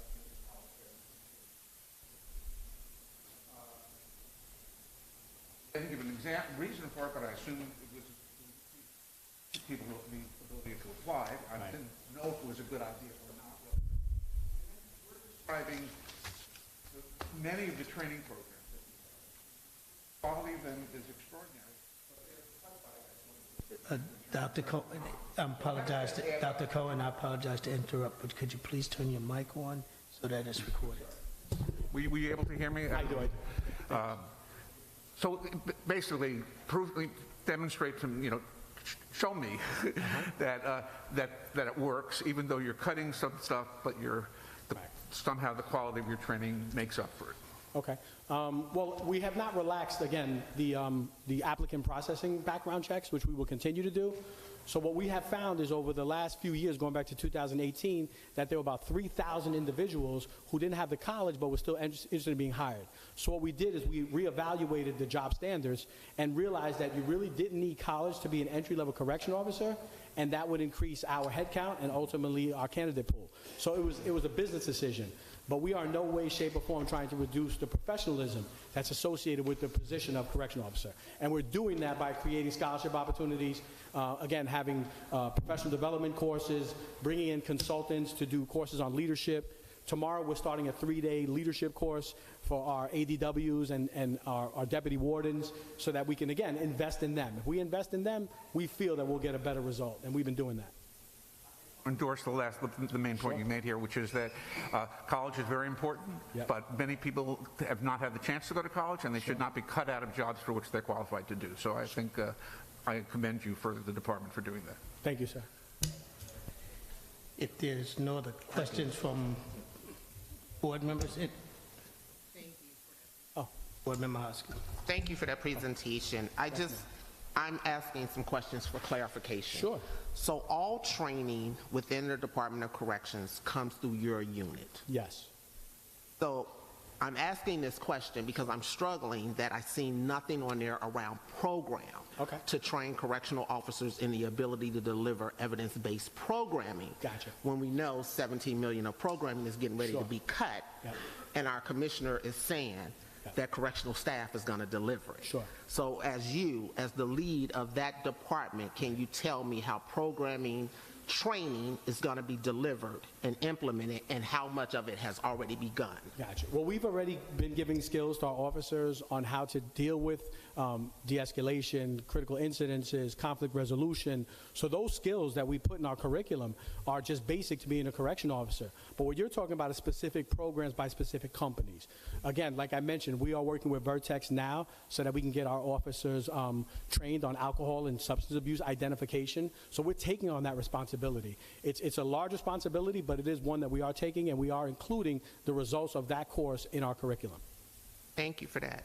You said something very important. You said identification. Yeah. There's a difference in identifying a person with a substance abuse or a mental health and delivering treatment as an intervention to that, which we know is what prepares individuals. Right. Well, I'm not here to say that our officers are clinicians in any shape or form. Thank you. They're first responders to identify and ultimately, request their appropriate assistance. And refer to a program service provider. Thank you. If you don't mind, I do have a question. Sure, absolutely. The question is around, I guess, doing more with less. Okay. You went from 24 weeks to, 12 weeks? Yes, sir. You went from 11 to 5? Yes. What is the net gain and the reduction, and what is your review of doing more with less? Well, with the recruits at the entry level, as I mentioned, we went from 24 weeks to 12 weeks in-class instruction while adding an 8-week field training program. So realistically, we went from 24 weeks to 20 weeks because the facilities, the on-hands instruction, the actual tactics is so valuable that you would get that in person in the facilities. So what we did is we just realigned the training, but we didn't actually take anything away. We didn't lose our college credits. And I want to make it very clear that the Department of Criminal Justice Services, DCJS, requires 6 weeks of training to be a peace officer, correction officer. 6 weeks. We give 20 weeks. So we're nearly 4 times more than what's required on the state level. So I just want to make it very clear that the realignment didn't take anything away. We just strategically repackaged it into a hands-on field training program under the guidance of a veteran field training officer rather than have them sit in a classroom for 24 weeks. I felt that wasn't effective, and I felt we weren't getting the best bang for our buck, while at the same time getting them in the facilities to learn inside the facilities. That was the priority. Same thing with the captains. We reduced the size of the captain's course from 11 weeks to 5 weeks, but then we added 2 weeks in the facilities. Once again, to give them real experience inside the facilities, and their experience is being evaluated. They're being observed, they're being evaluated. We're providing check-offs on what we want them to experience. So we're not just throwing them in there and turning our backs. I'm very much involved. I still have an ADW that speaks to the jail wardens daily about the effectiveness of the field training program. And we've been able to pivot. And like I said, collectively, this has been the first time in the history of the agency that 4 weeks after graduation, we've not lost a single correction officer. And it's because we've come up with a mechanism of providing them support while they get their sea legs so that they can actually do the job of correction officer. You're welcome, sir. All right, thank you. Thanks, sir.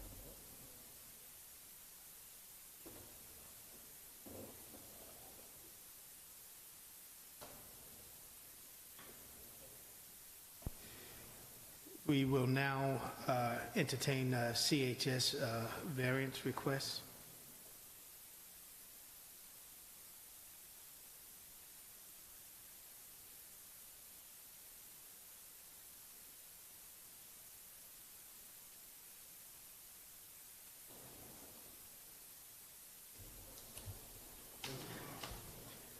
So Hi.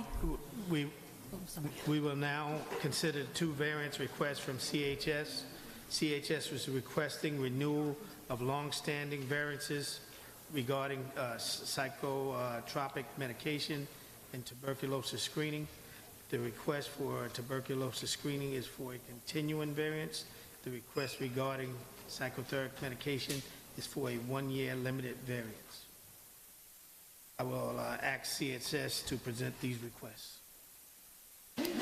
Hi, I'm Lauren Stossel. I'm the Chief of Service for Mental Health. So CHS is requesting a variance for the psychotropic medication request that was first granted by the board in November of 2005. This is a variance that authorizes psychiatrists to see and evaluate stable patients in the general population up to 28 days rather than 14 days, and we're requesting the variance for 1 year.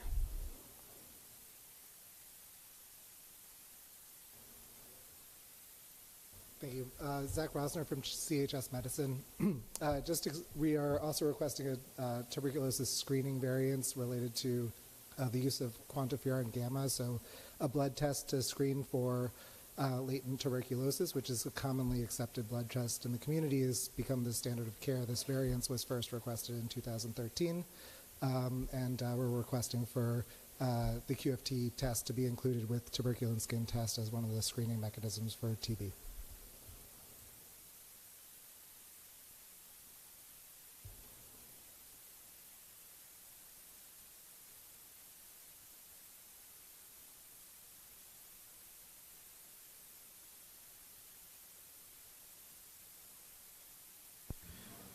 Okay, we're supposed to go to public comment. There's no signups for public comments, but if there are 1 or 2 public comments, we will accept those at this time. There being none, we now now turn to a vote on the psychotropic medication 1-year limited variance. I'll ask for a board member to move to vote on the requested variance. Should I ask, do the board members need a few moments to? I'd like to have a discussion on it. Okay. All right, so we'll go to discussion. Dr. Cohen, you.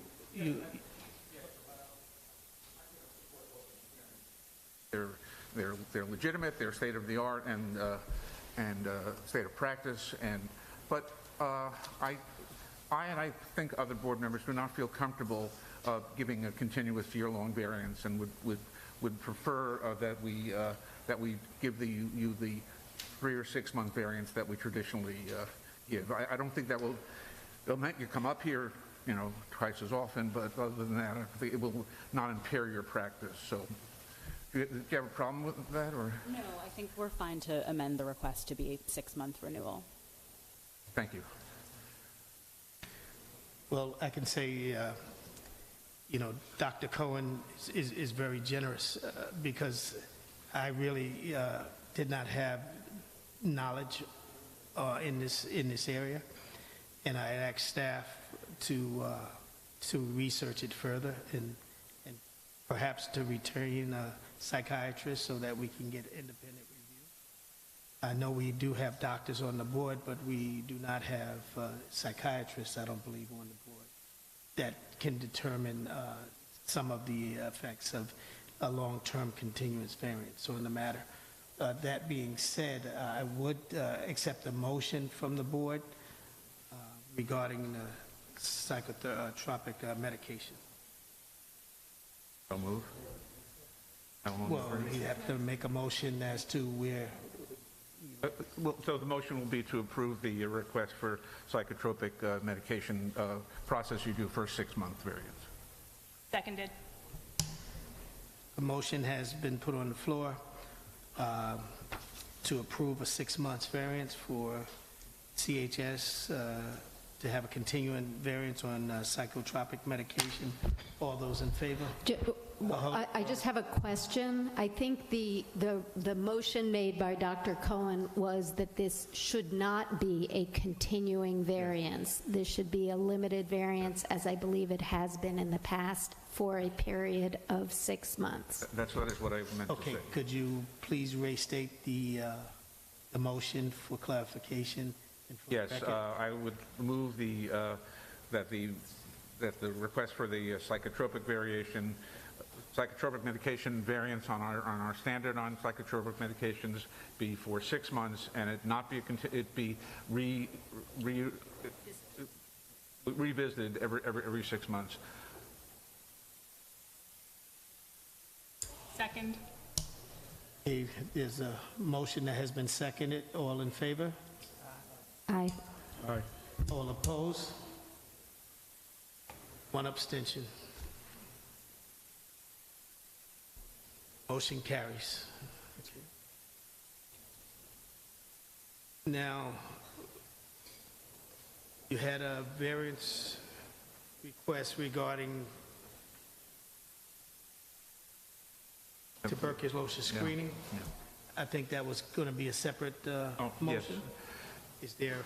I would move that we give a 6-month variance to continue the use of other mechanisms than PPD for tuberculosis. This is critical to the function and also to the city's attempt to contain tuberculosis. So, Could I hear a clear statement for a motion and then a second?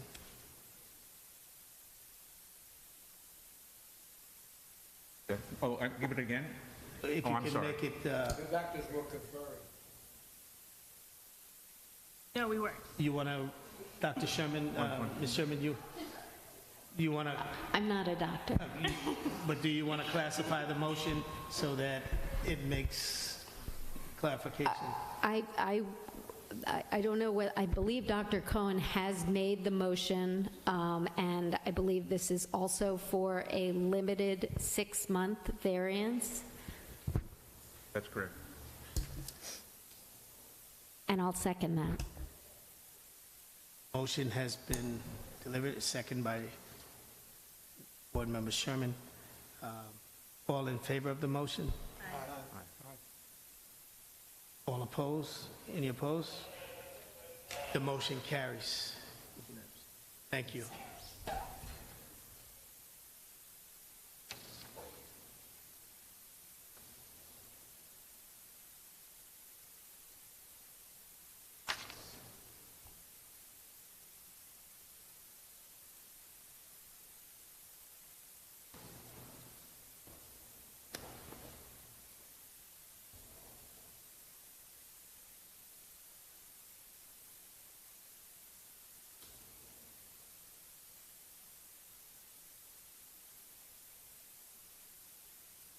We will now turn to,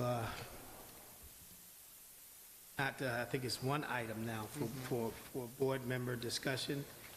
And that item is regarding programming and the $17 million reduction by the Department of Correction, or proposed reduction by the Department.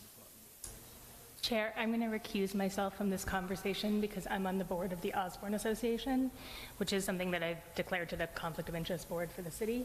And the agreement was just that I would recuse myself if anything involving Osborne came before the board. Thank you. So noted, Board Member Bedard.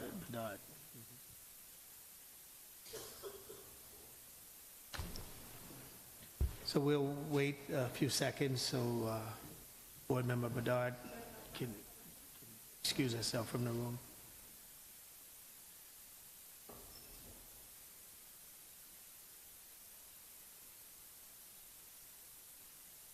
Right.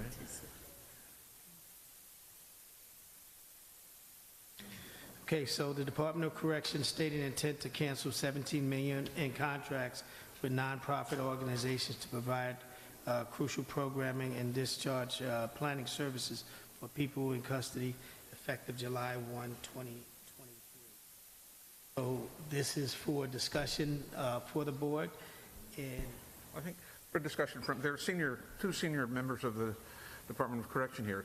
Could you elucidate this at all for us? Tell us why you decided to cut this in your budget rather than something else? Or maybe you have other things, and if you could tell us what those are too. they are. They still. Can you hear me?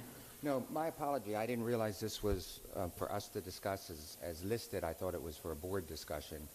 But I will say this, and permit me to begin in the following way.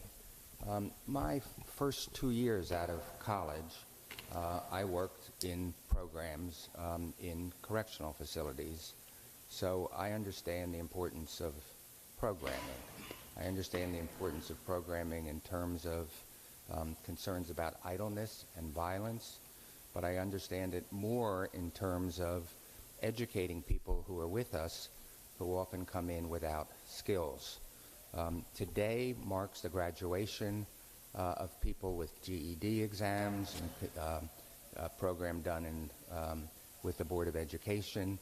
And to me, there's nothing more important we can do than bring people who are brought to us leave with a GED if they don't have it. Now, having said that, I realize that $17 million has been cut from programs. And I'll say only this. The mayor told us that there needed to be a 4% cut, the same 4% cut as for every agency in the city. There may be one exception, but otherwise it was across the board. That number is $47 million. We couldn't get to that number without a $17 million cut in programs. The other things that we could have cut were facility maintenance, nutritional services, commissary, and wages for incarcerated individuals. I consider the $17 million a very unhappy cut. But there are times when you have to cut because you're told to cut and you have no other choice. And so we did. This item was added to the agenda on Friday. Francis Torres, who you all know couldn't be here because of the late notice. I don't know anyone, and I think you'll agree with this, who is more committed to programming than Francis Torres. Her view is that she can make this up, by in a variety of ways, including technology, including more congregate programming, and including changing titles of people so that people who wouldn't be doing programming under their existing title would do programming. Francis Torres says we can accomplish it. Would I be happy if the $17 million came back? For sure. But when you're told you have to cut 4% and the largest part of your budget is staff, correction officers, it is hard to find $47 million, or even $17 million. So we cut. If you say to me, once again, am I happy about it? No. There are things in life that are beyond one's control. This was one of them. We'll see what happens as it plays out in City Council, but that is what happened here.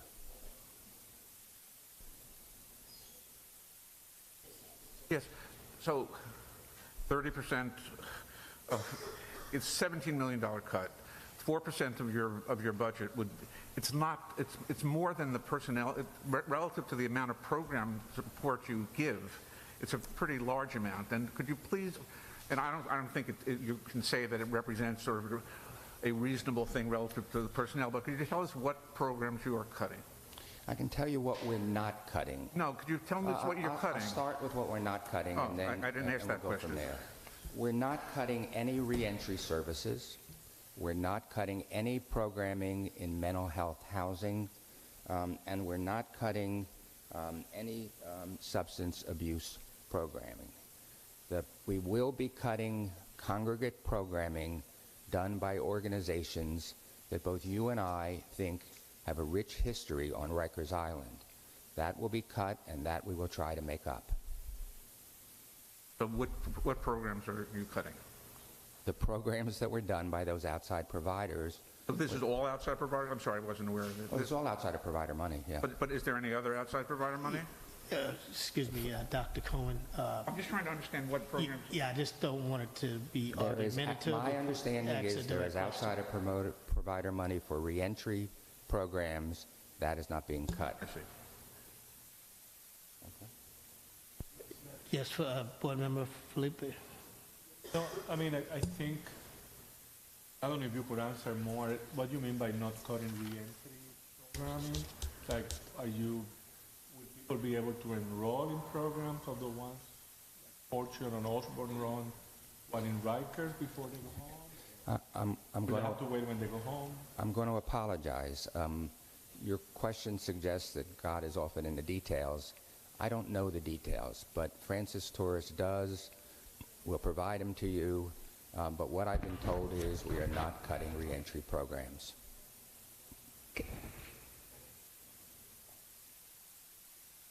Thank you for that. I have a couple of questions when you said all outside providers are being cut. And my guess is that correctional staff will start delivering those programs to meet minimum standards of 5 hours of programming per day. Correctional staff, for the most part, will do that, yes.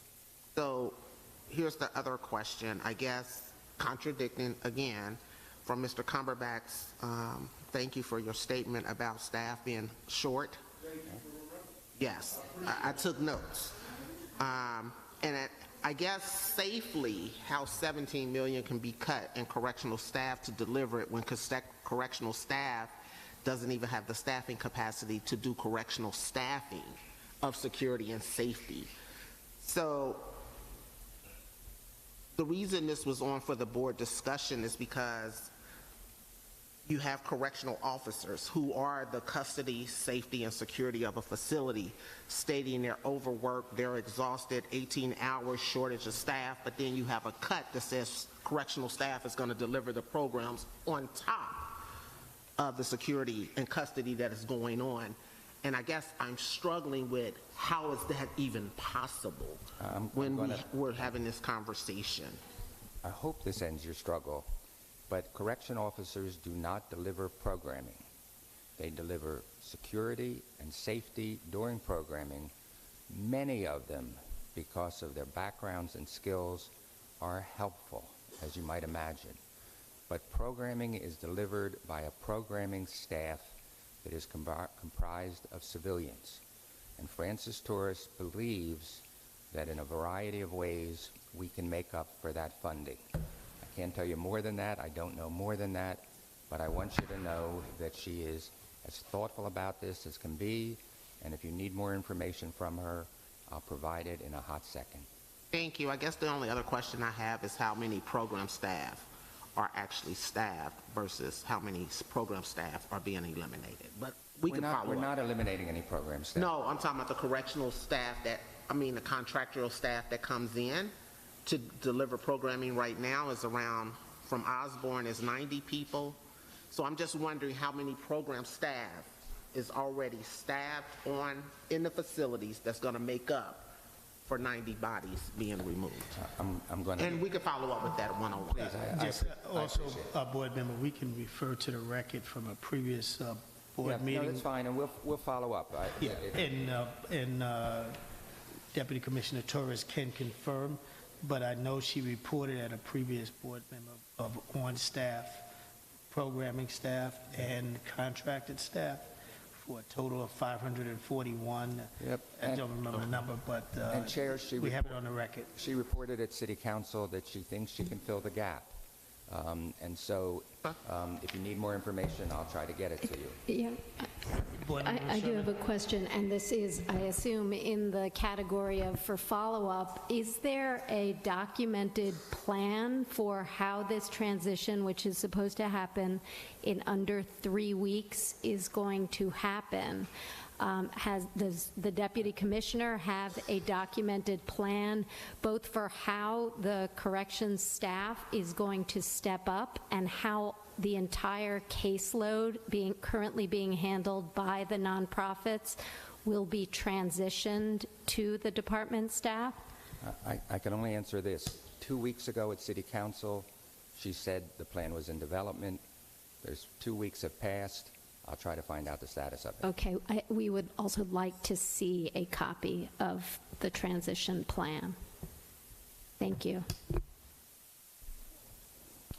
Good. I thank you, and I'm sorry that I'm not the ideal person to speak to these issues, but I thought someone from the department. We really appreciate you taking the time because we did not expect a response from the department on this, the discussion, so we really appreciate the effort. Look, let me say this. I think Francis Torres is the expert, but the issue is an important one, and someone should stand up for the department, and so I'm happy to have the opportunity.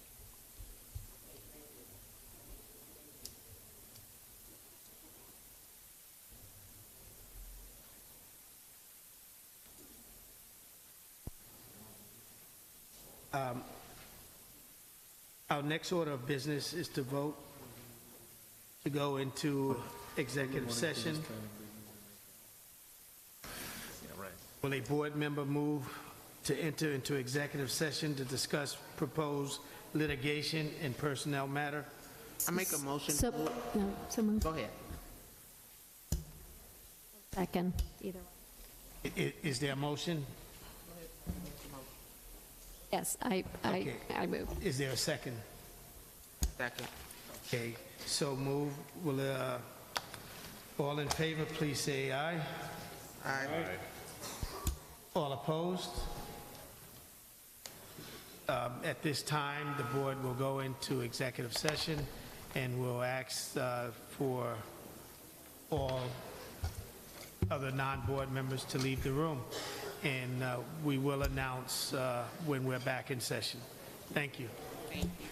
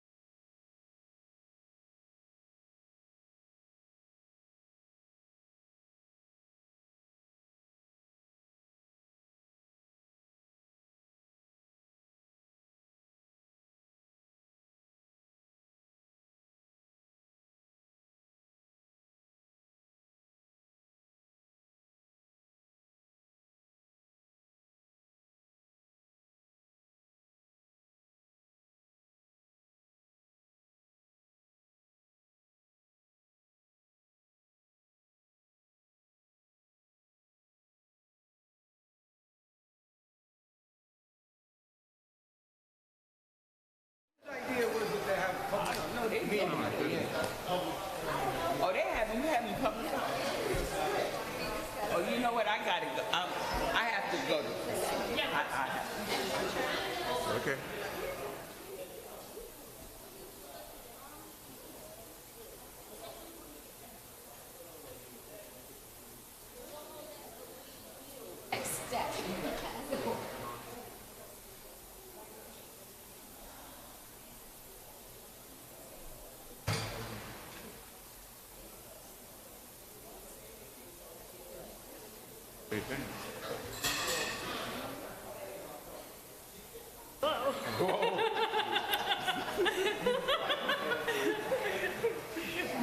Break a public comment.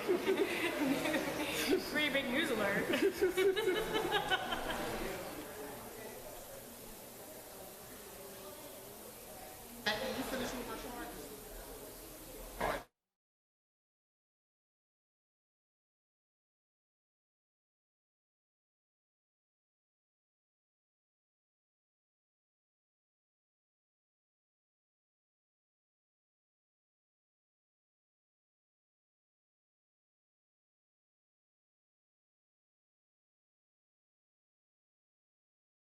The meeting is back in session, and we do have a quorum of members to continue the meeting.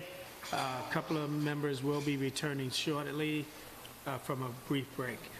To give a report will be Vice Chair Deanna Hoskins at this time. Thank you, Chair. So in executive session, the board discussed issues around access to video and discussed next steps we will take as a board. So that's all we report now from our executive session. Thank you. At this time, if there's no further business at hand, I will take a motion to adjourn. No, public comment. Oh, no, my apologies. So we are at public comments on CHS? Public comment. Is there a list? Do we have a list for public comments? Because I didn't see a list. Where's Quark? Yeah, I'm sorry, I didn't see a list, so I didn't. Only 4 this. Okay. So we will go to general public comments period 2, and I think it's Jane Stanek. And please remember, you have 3 minutes. And Veronica Vella, if you can sort of get in queue, that would be very helpful.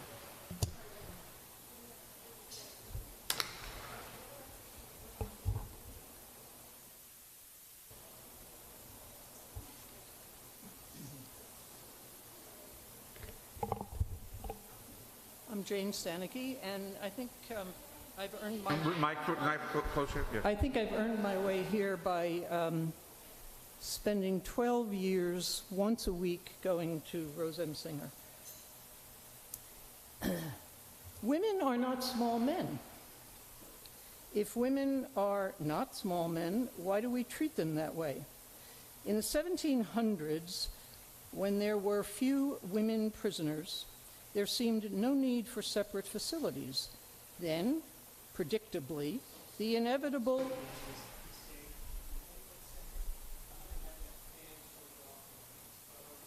Sure. Okay. I was describing why women are not small men. Thank you. I was saying in the 1700s, when there were few women prisoners, there seemed no need for separate facilities. Then, predictably and inevitably, issues of privacy, sexual exploitation, and sanitation were finally admitted and separate facilities created. So, why in the year 2023, since we're not in the 1700s, do we house men in a women's facility and expect different outcomes? Here, I do not refer to the assignment of trans individuals to Rosie's, but the DOC intention to move men into housing units at Rosie's. History has demonstrated repeatedly that when women share a facility with men, in each and every instance, it doesn't work well for the women. They lose out in programs, in recreation, in healthcare, and in all other services. This comment comes from a prison superintendent of 20 years' experience, by the way. Housing men in one wing of Rosie's just doesn't make any sense at all. Given our history, it's just an abominable idea. Let me give you another example. I'm not berating the board on this, believe it or not. A few months ago, when there was just one woman and her infant in the nursery at Rikers, the nursery had to be closed because of some necessary plumbing work. So a plan was devised to have the mother and her 2-month-old infant go to Bedford, where there is a wonderful nursery, national reputation. It's absolutely terrific. They had the room. This has been done before. The plan was set. So it was sent up the line to DOC. Up the line said, no. Here was the DOC decision. Send the 2-month-old to ACS and send the mother to general population. A 2-month-old infant who knows the smell and sound of its mother shipped off to ACS. That is as anti-family as it's possible to be. I know that the board is an oversight body. I happen to believe that you have influence. I urge you to use that influence to get women off the island. It is crystal clear the mayor is slow walking close Rikers. That's just not in the cards. If you got 4% cut, what makes you think you're going to get billions of dollars to get a new Rikers? You're not. Get the women off the island. And I'm speaking to BOC. I know it's not your job, but you could spearhead this effort. I know you could. We really have to have that happen. More years of the women being collateral damage to the men is just terrible. Thank you. Thank you, Ms. Stanek. It's just for the record, this board has commissioned a committee to address women concerns and issues in the jails, which is chaired by board member Becky Pitts, and they are doing their work to address a range of women issues in the jails. So we look forward for a report and some recommendations from that committee. And just let me take a moment. What we've done so far is in the incubation stage, but we are earnestly going to look at both sides of the situation. The women who work there uniformed in civilian and the women who live there. And we are noticing that there are a lot of similarities between the two. And I think when we have concluded our research and when we put out our report, it will show that, and hopefully we can, some recommendations will result from the finished product.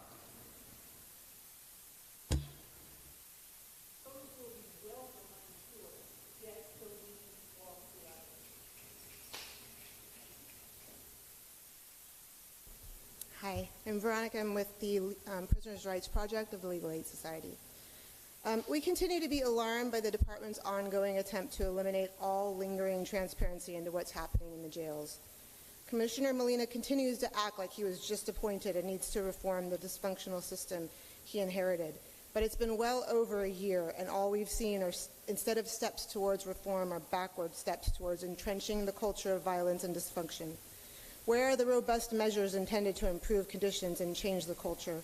All I see is a department concerned more with bad optics and bad press than with trying to fix the harms that it continues to cause. As the board and the people in this room know, DOCS has made many recent actions only to hide what's happening in the jails. The department stopped informing the public of deaths in custody and only admitted that it had changed this procedure once they were called out by the court monitor in Nunez for not telling him about 5 very serious incidents involving deaths and injuries that were not reported. And instead of ensuring that people in custody do not reach near-death conditions because of brutality or medical neglect, the department compassionately releases people with fatal medical conditions and then claims that those people should not be counted as deaths in custody. We also know about the efforts earlier this year to limit the board's access to real-time Genotech video, footage from inside the jail. What legitimate purpose exists for that? And we've all heard today about the efforts to reduce the access to the jails by the nonprofit organizations that produce programming in the jails, which not only will take away the opportunity for people for things like vocational training, but also be one fewer set of eyes in the jail to be witness to the inhumanity that occurs in the walls.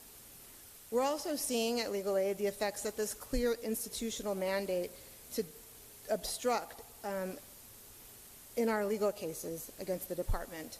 In our case about the absolutely essential environmental issues like fire safety, ventilation, and sanitation, the department takes every opportunity to interpret its obligations narrowly and then still fails to comply with them. They refuse to work with our court-appointed monitor to access information that the court monitor is supposed to have access to. And they won't answer our questions about the recent fire in NYC, and they wave off our concerns about fire watch posts being abandoned at West Facility. In Agnew, a case about medical care access, they first claimed that it was impossible for them to provide access to medical care. Imagine that. And now, all evidence to the contrary, they claim the problem is entirely fixed. Tell that to the thousands of persons not being produced to their appointments every month. And in Nunez just today, the court monitor voiced concerns about DOC's troubling lack of transparency. We learned that the department leadership urged the monitor not to tell the court about these troubling incidents of individuals rushed to the hospital, 2 of which died. Why? Because it would make the department look bad. We are dealing with a department that thumbs its nose at its legal obligations and is prepared to manipulate information in order to mislead. So I urge this board to robustly execute its oversight powers. We have seen the department, likely in cooperation with the mayor's office, act to hamstring the board and attempt to silence those who scrutinize its claims and its actions. But we have also seen many of you fight back, and thank you. We, the advocates, and everyone concerned about people who live and work in the jails ask that you continue to actively resist the efforts to reduce the board to irrelevancy. The minimum standards take a lot of time and work to promulgate. They are yours to enforce. Please do so. Where is the discussion about the recent DOC directive that is in direct contravention with the minimum standards? Please, we urge you to use all your powers to visit the jails, investigate complaints, review video footage, question and confirm independently every representation from the department, issue reports, question and scrutinize every variance request, and issue notices of violation that have some teeth. We are relying on you to have a robust execution of your duties and to use all of your influence. These times dictate it. Thank you. Thank you very much.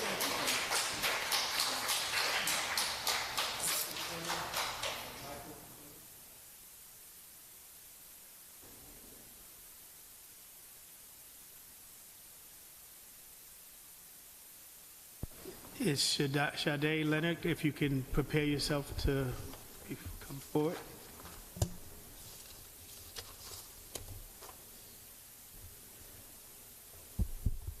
Good afternoon. My name is Michael Klinger. I'm a jail services attorney with Brooklyn Defender Services. Thank you for the opportunity to provide some comment today. Sorry, I can't hear you. Can you please Well, I don't feel well, so I'm going to keep my mask on.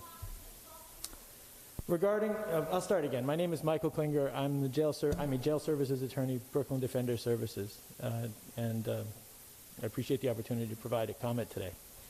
Regarding the proposed $17 million in programming cuts, we join with our colleagues and other defender organizations, as well as the Osborne and as well as at Osborne and the Fortune Society, to urge the department to reverse this decision and restore the funding and programming. Leading organizations like Osborne and Fortune provide more than just the programs that the department contracts for. They provide motivation, rehabilitation, connection to the outside world, all of which reduces harm to the community of people in jails and also, critically, to the communities to which they'll be returning. As one example of many, a BDS client whom I will refer to as Mr. M was sentenced to a city year and while at Rikers was able to engage with Fortune Society, who provided skills training, classes, and reentry planning. After leaving Rikers, his existing connection to Fortune allowed for easy continued access to their services. He is currently enrolled in Fortune's education program to obtain his GED, and he completed a 10-week internship. Mr. M has told his BDS caseworkers that he is pursuing full-time employment and making plans for his future, with Fortune playing a significant role in his decision-making. The department institutionally lacks the expertise, the cultural competence, and the community presence to deliver these programs in this way. Moreover, the proposed savings, $17 million, is dwarfed by the troubling $33 million no-bid proposed contract with Keefe Group, reported in recent days, for commissary services that are overpriced, unreliable, and unanswerable to their own consumers, as well as the expanded contracting with Securus to broaden the surveillance net on people in custody and their communities in the city. With respect to the Nunez litigation, we commend the board for including the recent monitor reports on today's agenda. Those reports highlight a lack of transparency and information sharing that the board has already experienced in its loss of meaningful access to video from the city jails. In recent weeks, the department failed to notify the monitor directly and immediately after deaths in custody or resulting from time in custody, and subsequently announced that it will no longer publicly disclose when there is a death in custody. Just this morning, the monitor asked the court to order the department to disclose this information. As Legal Aid pointed out, it is notable that the monitor finds such an order necessary after so many years of the monitorship. In public responses to the monitor's reports, the administration appears to argue that public knowledge of tragic events in the city jails is itself a problem. We disagree. The public's awareness of the actual conditions in the jails is critical to keeping the administration focused and accountable. That means consistently sharing reliable, accurate information with the board, the monitor, and the public. Under these circumstances, the board's access to video and its meaningful exercise of oversight is now more crucial than ever, and we appreciate the board's recommitting itself to its task. And just finally, we commend the board's decision to again afford members of the public, critically including those formerly incarcerated and their families and community members, the opportunity to speak and be heard at these meetings. Thank you.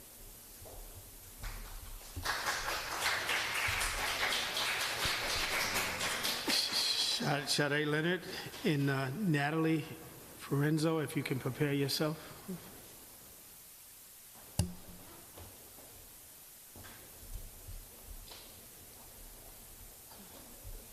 Good afternoon, board.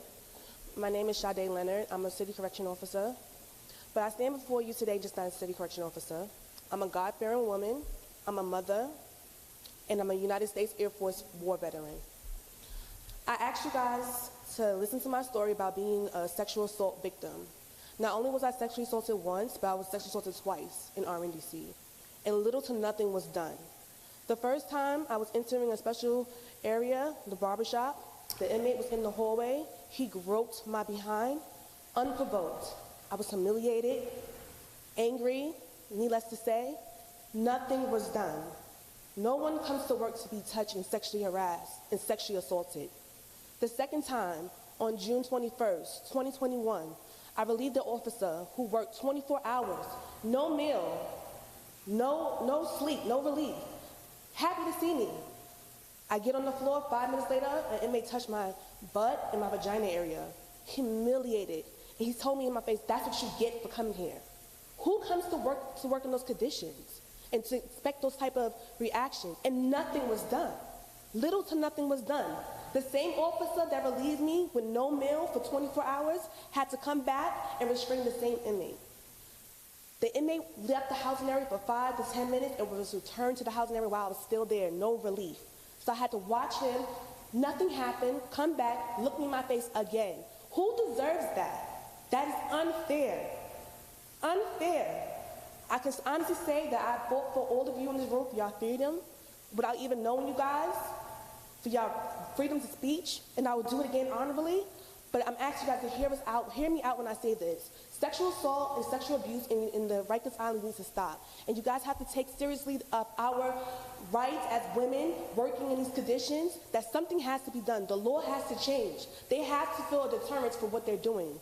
It's not good. It's not a good feeling. I'm a mother. I have anxiety. I have to see a therapist. This is not an easy thing to come over and overcome and to speak to you on these days. Those are one of the worst days of my life. And I ask that you guys hear me and take it seriously, and that it's on the agenda each and every month that this needs to stop. No one comes to work to be sexually harassed and sexually abused. It needs to stop. Thank you.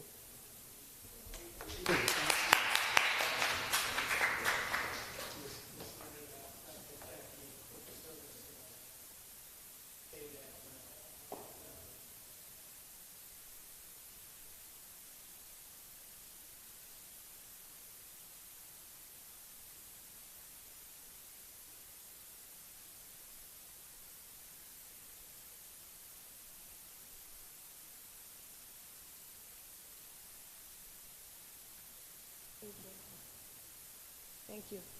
I just would like to acknowledge, thank you for your bravery and your voice to speak, but also really discussing as a women's group with Ms. Pitts, and I sit on that committee as well, as to what is the process so we can formally document and actually move this agenda forward. So we hear you. I just needed you to know that.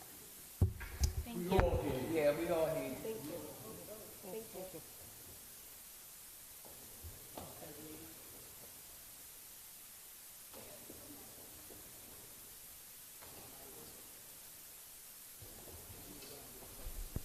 Okay. Now, this one. Hi, good afternoon, everybody. Before I begin my testimony, I do want to thank the board for what, in my personal opinion, has been the most effective meeting and meaningful agenda that we've seen in months from you. So that doesn't go unnoticed, although today I'm here primarily to talk about what further can be done and what I've seen in my role at New York County Defender Services. I do want to say that. My name is Natalie Fiorenzo. I'm a corrections specialist at New York County Defender Services. As a corrections specialist, I have a direct channel of communication with our incarcerated clients. This gives me both the ability to advocate for our clients' needs and direct insight into what's really happening, the current state of Rikers Island, which at the moment is really just crippled by chaos. We've all read the Monitor's reports detailing the grueling events that occurred in the past few weeks in the month of May.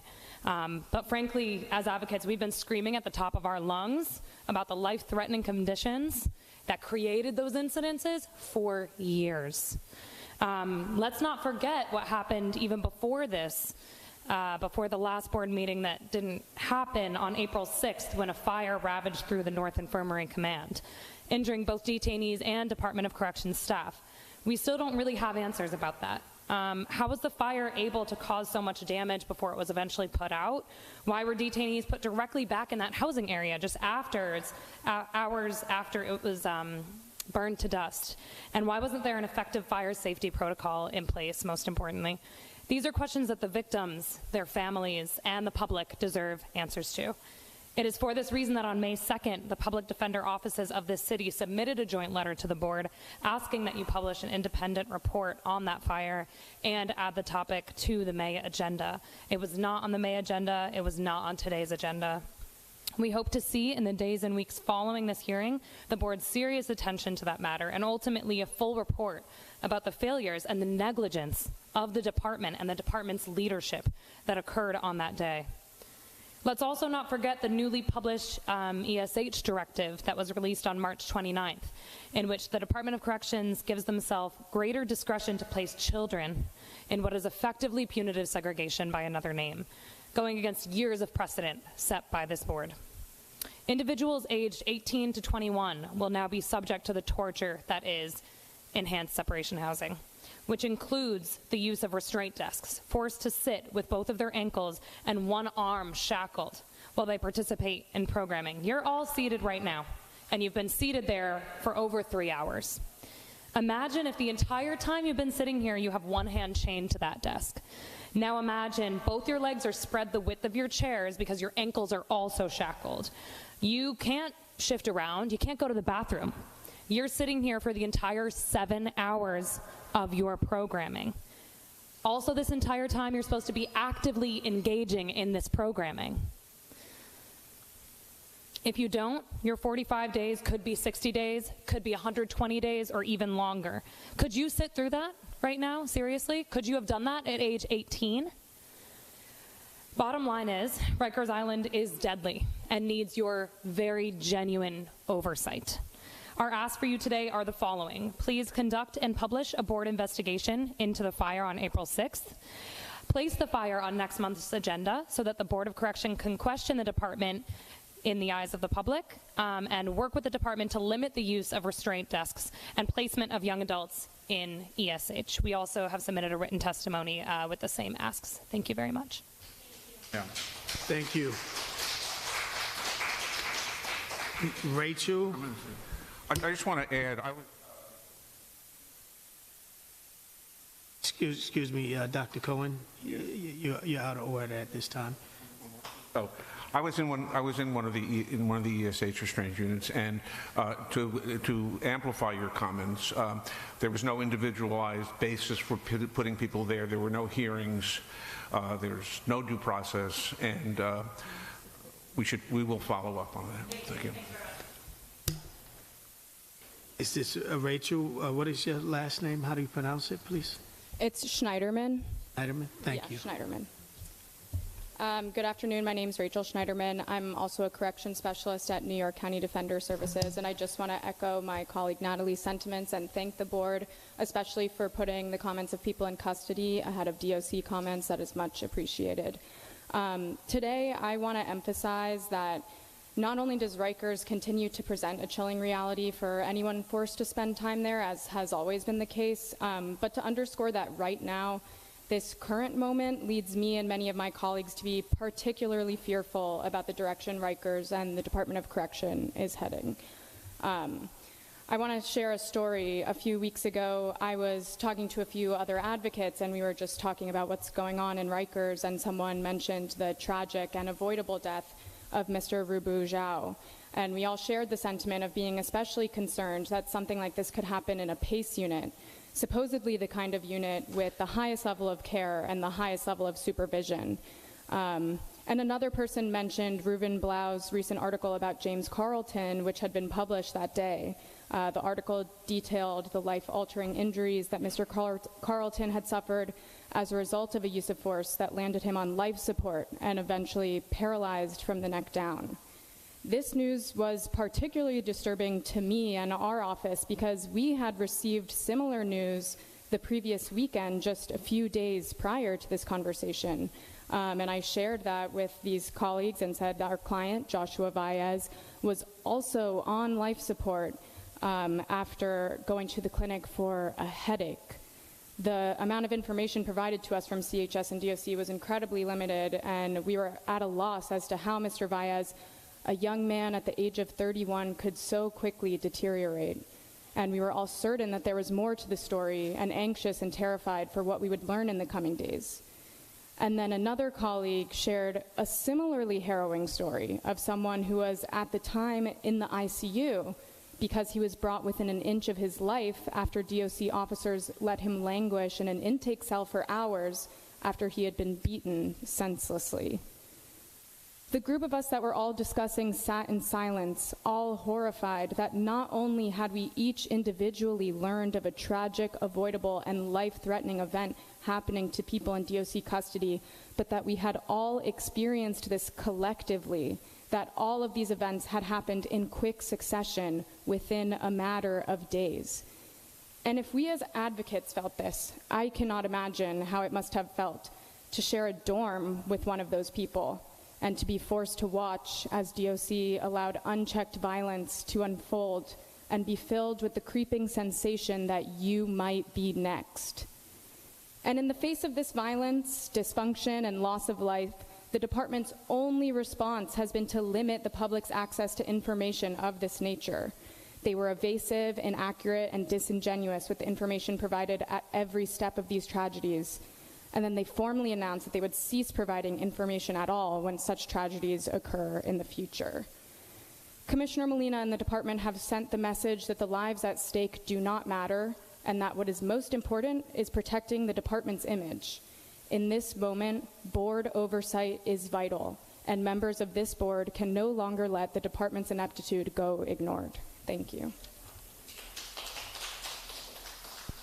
Thank you. Chaplain Dr. Victoria A. Phillips. After that would be Candy. Yeah, Candy. Okay, you will be next.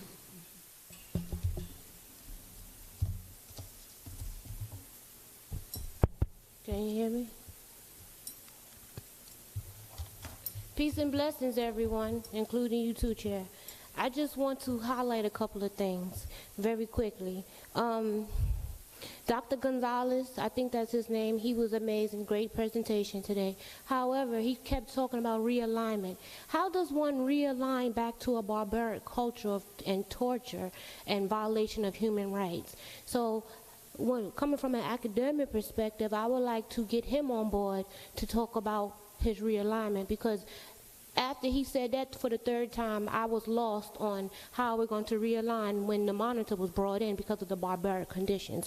And speaking of the monitor, it doesn't take over $20 million in 8 years to fully understand what the people of New York have spoken to this board. Many of you have been around, many of you knew, but spoken to this board on the record about all the time for free. $20 million.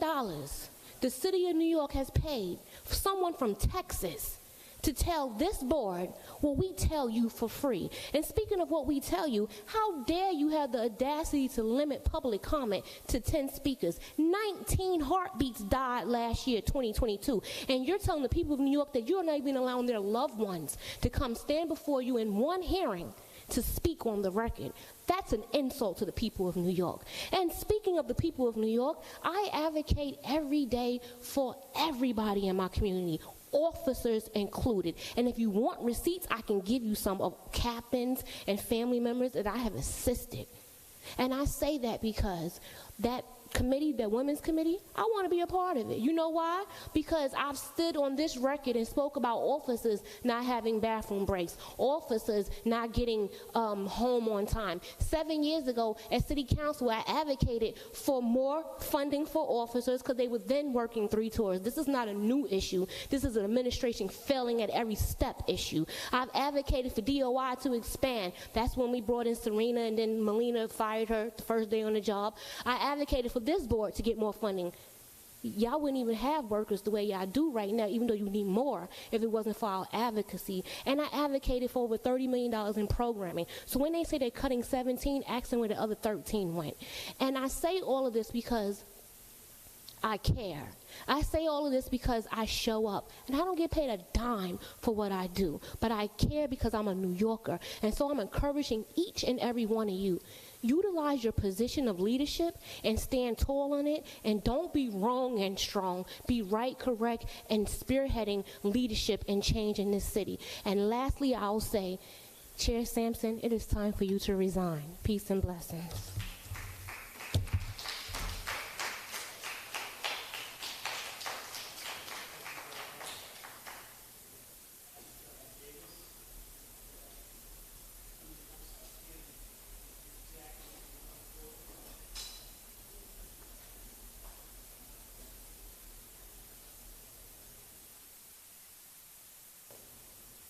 Hello.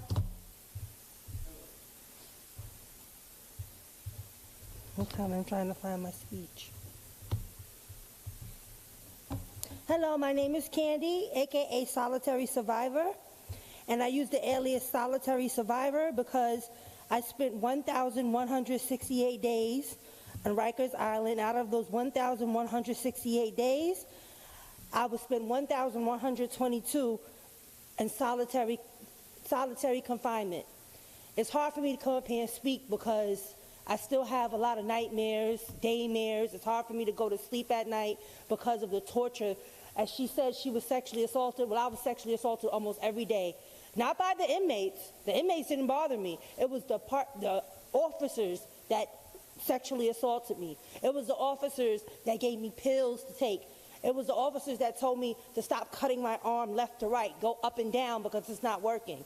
It was the officers that gave me industrialized detergent to swallow so I can choke and not be able to taste for weeks on top. But it was a blessing also because who wants to eat the food there? The food there was floating with maggots. I didn't know what a maggot was until I was sitting in my cell and I saw a piece of rice. I thought it was a piece of rice jumping up and down. So I banged on the door and I told the captain I need to speak to mental health because the food on the floor looks like it's moving. And then she said, oh no, that's just a maggot. And I said, wow, it's a million of them all over the place. And she said, oh, that's an OSHA issue. Have your parents call and call up OSHA.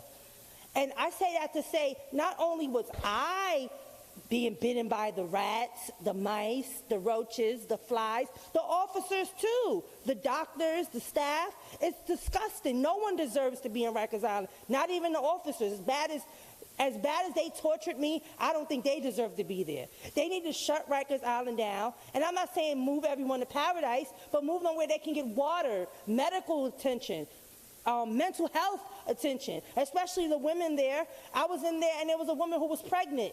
And they told her they put her in there for her own good. And she asked, can she get a double portion since she's pregnant? And they told her no, because it's the Bing. I try to commit suicide almost every day when I was in there. Like I said, swallowing pills, industrialized soap. I didn't have to starve myself because they didn't feed me anyway, but I cut myself whatever I could use, a pencil, a cup, a tray, whatever I could break.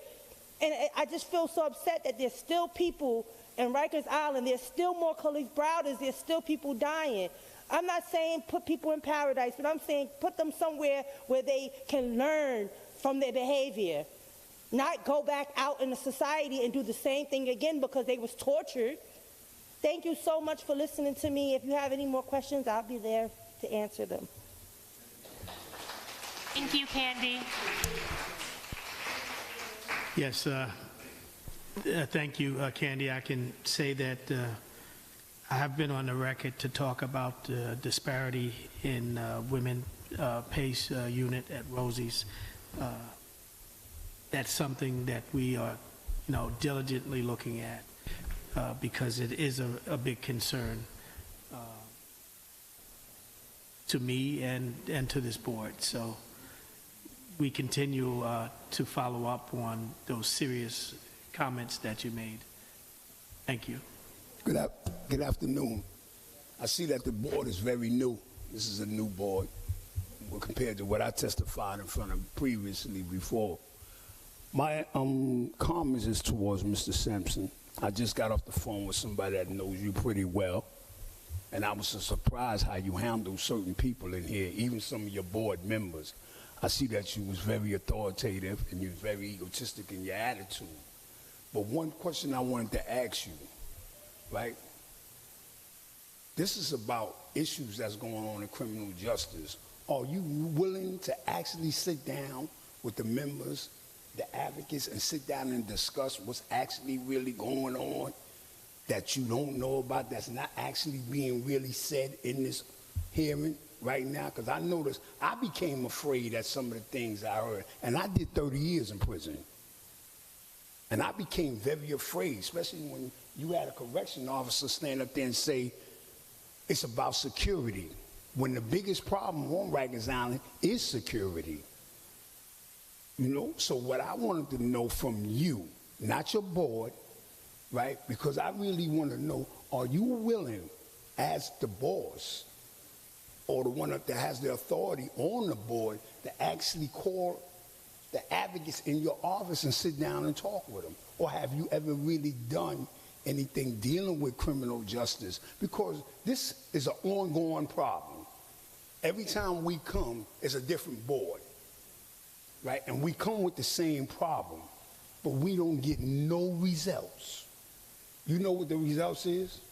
Y'all be quiet, y'all sit there, and nobody says nothing. Y'all just stand there and look like y'all looking now. What we need is results. What we need is problems solved, right? And we're not getting that. We don't want you to be mad at us because we keep coming in here telling y'all the same thing over and over. If we telling you the same thing and over, you don't think it's a problem? I mean, don't stare at me, because I've been staying for 30-some years, and I still can't figure it out. You know that? That's what I'm trying to ask y'all. Y'all got appointed, and you became the big guy on there. You use your authority. And the person that told me said that you was a straight shooter. When he told me that, I became afraid, because I seen how you acted on the panel. Right? You wouldn't give some of your staff an opportunity to talk.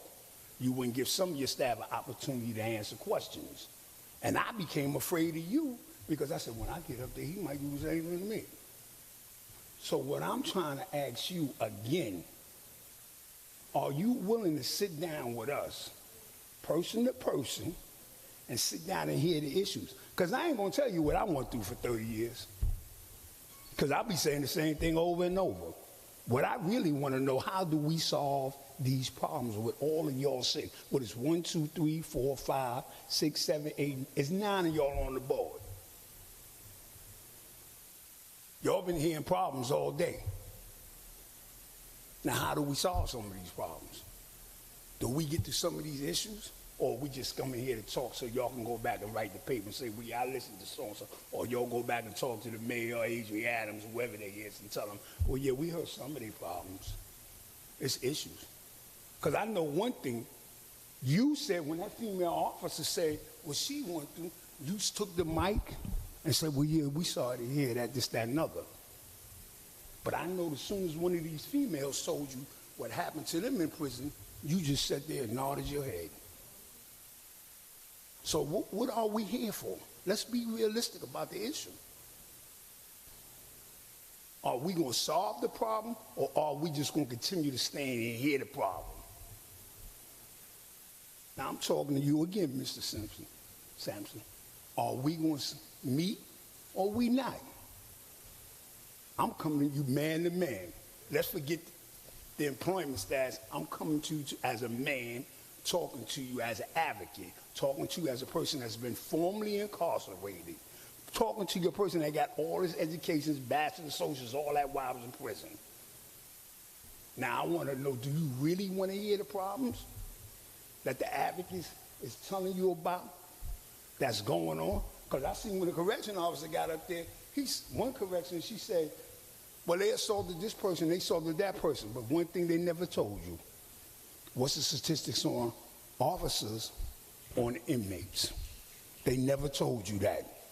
What's the rape level of officers on female inmates? They never told you that. They never told you how they disrespect our families when they come in to visit. They don't tell you that.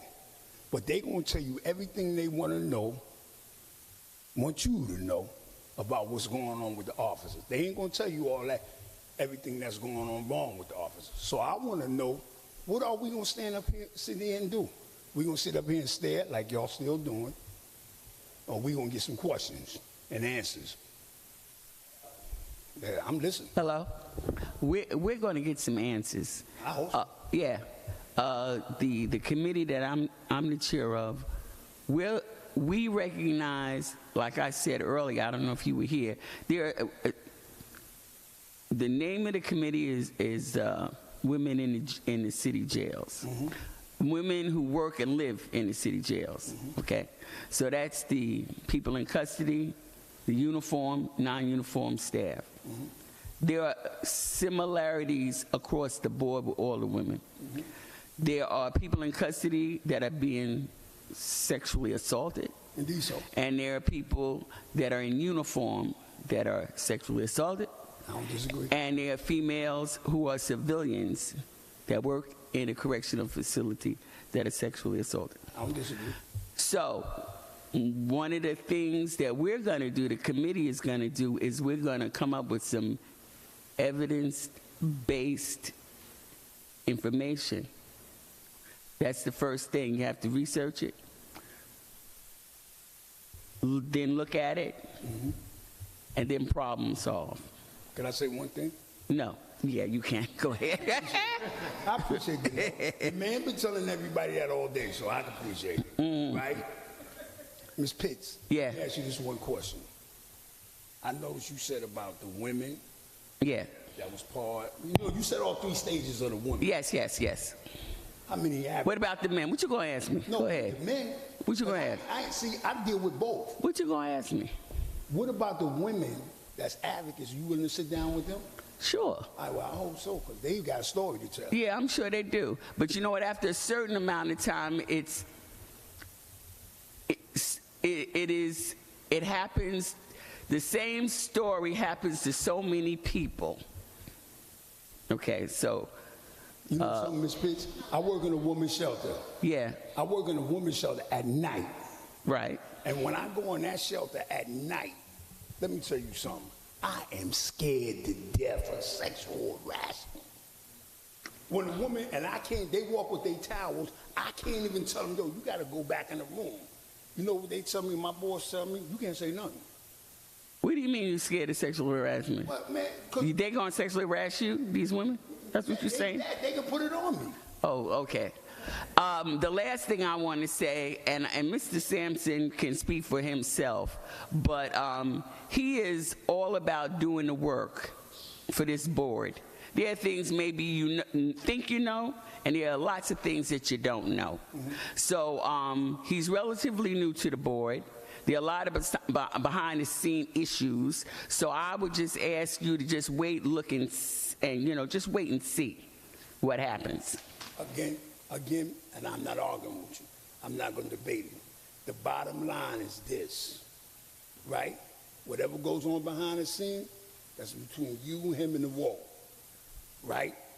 What I'm saying, what goes on outside the scene is the most important part. Excuse me, ma'am, it's no funny. We got a lot of issues. Y'all got a lot of issues going on amongst y'all. None of my business.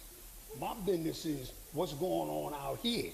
This is what I'm saying, Mr. Simpson. We seen the behavior out here ourselves. When a couple of y'all want to talk, we seen the behavior. I heard about them. One of his dear friends is a friend of mine, and I called him this afternoon. I was on the phone all afternoon with him. And he said the guy, stand up, real nice, talk, he's trying to do the right thing and everything. So what you're telling me, ma'am, I already know. I'm talking about behind the scenes advocacy. Well, listen. Things that we're trying to accomplish. You're one person. We tell them to meet with us and then we go. Thank you for allowing me to talk. And I hope that we can talk, sit down and talk. What organization are you with? No, I'm with Hall. We passed, our bill is passed. Human alternative to long-term solitary confinement. And I work for Canberra at night, right? Look, and it ain't easy. But I'm saying that has nothing to do with it. And I've been doing this advocacy. I've been home this summer, be 10 years, right? And I've been doing it ever since. And I said with the old guy when he was governor, I said with the last mayor and all that. That's nothing. I'm very straightforward. Me I'm not too. Gonna stand up here and lie to you or tell you any BS. Whatever you want to say. The first march on Rikers Island, we did. All that.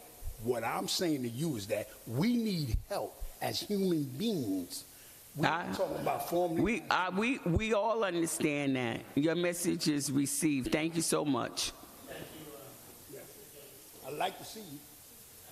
Hi, I was speaking earlier and I couldn't find my poem. Oh. I just wanted to know if I could just say my poem. It's less than 1 minute. Okay.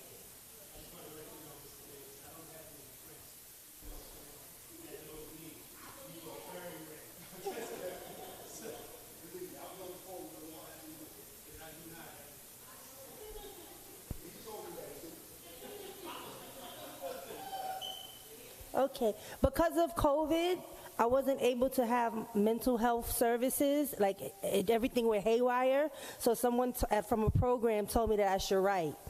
So this is what I had written in about 3 weeks ago. I've tried to commit suicide, hence I'll try it again. However, every time I try, God doesn't allow me to die. I'm sorry. God vividly doesn't want me dead. Nah, not yet. I presume all of the times that I tried to commit suicide were not my times to go. I've tried hanging myself in a cell by standing on buckets. I assume God didn't want me to, quote unquote, kick the bucket. No, 'twas not my time to go. God decides when we go. God decides where we go and how we go. It's not our choice. God put us here and will take our souls when He's ready. I'm here for a reason. I survived solitary confinement for a reason. God put me in solitary confinement so I can see and smell exactly what goes on. Then He released me to tell it all, to tell everyone and everything what I've been through, what I've seen others go through, and what people now, today, right now, are enduring. I've begged, prayed to God to just end my life. I've asked God to let me fall asleep and never wake up, for God knows my pain, has seen what I've gone through, heard my screams. I feel like if God loves me, why would He want me to relive these nightmares? That's because it's not about me. It's about everyone. If I had to suffer to save other people's lives, then that's fine by me. I'm the voice of our incarcerated loved ones and the voice of our deceived loved ones. I'm the voice of the Lord. The great Lord said, it's time to shut Rikers down and it's time to end solitary confinement worldwide. Just like Moses, the Lord told Moses what to do, let my people go. Thank you, Candy. Thank you, Candy.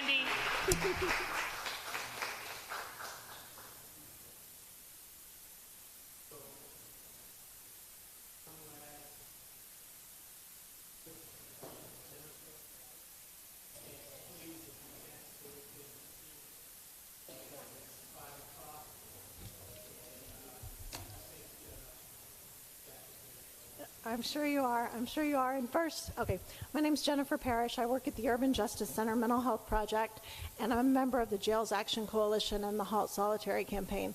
First of all, I just want to thank you all for being here. I was really convinced that after the executive session, most of you would leave. So thank you for staying and listening to the public comment. I've been coming to these board meetings for at least a decade now, and I've seen many different chairs and many different board members and observed them conduct meetings and hearings that were controversial and lots of people wanted to testify. And never at any of those did they limit the public comment. So I hope you will get rid of the rule. You've extended it from 3 to 10, but there should be no limit on public comment. I'm very glad that you gave an additional section at the beginning, and I understand maybe you have to limit how many people speak then, but don't limit the rest of it, because at this time, with all that's going on with Rikers, you need to hear from everybody. And I think that everyone who stood up here has brought to you an important issue for you to consider.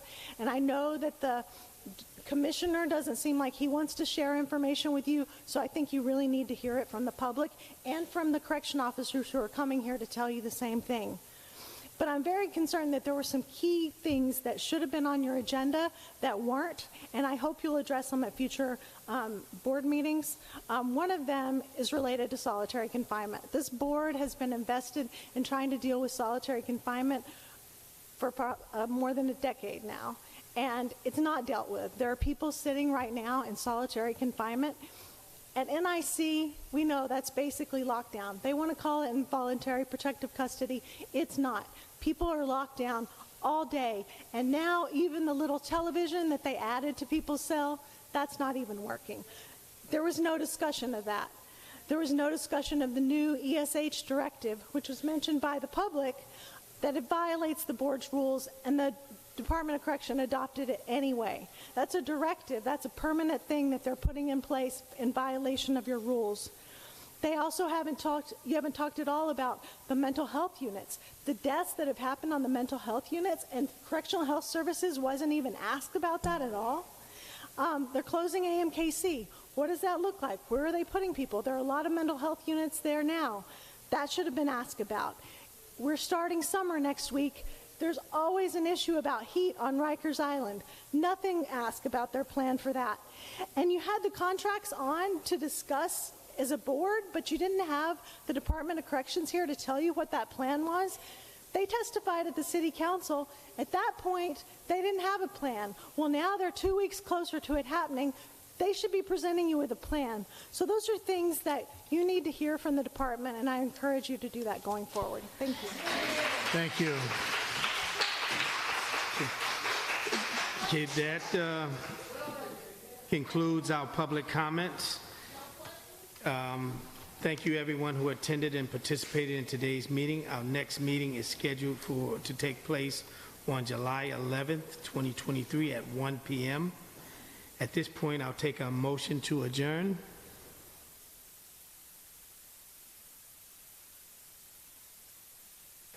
Is there a second? All in favor? Aye. This meeting is adjourned. Thank you. Thank you.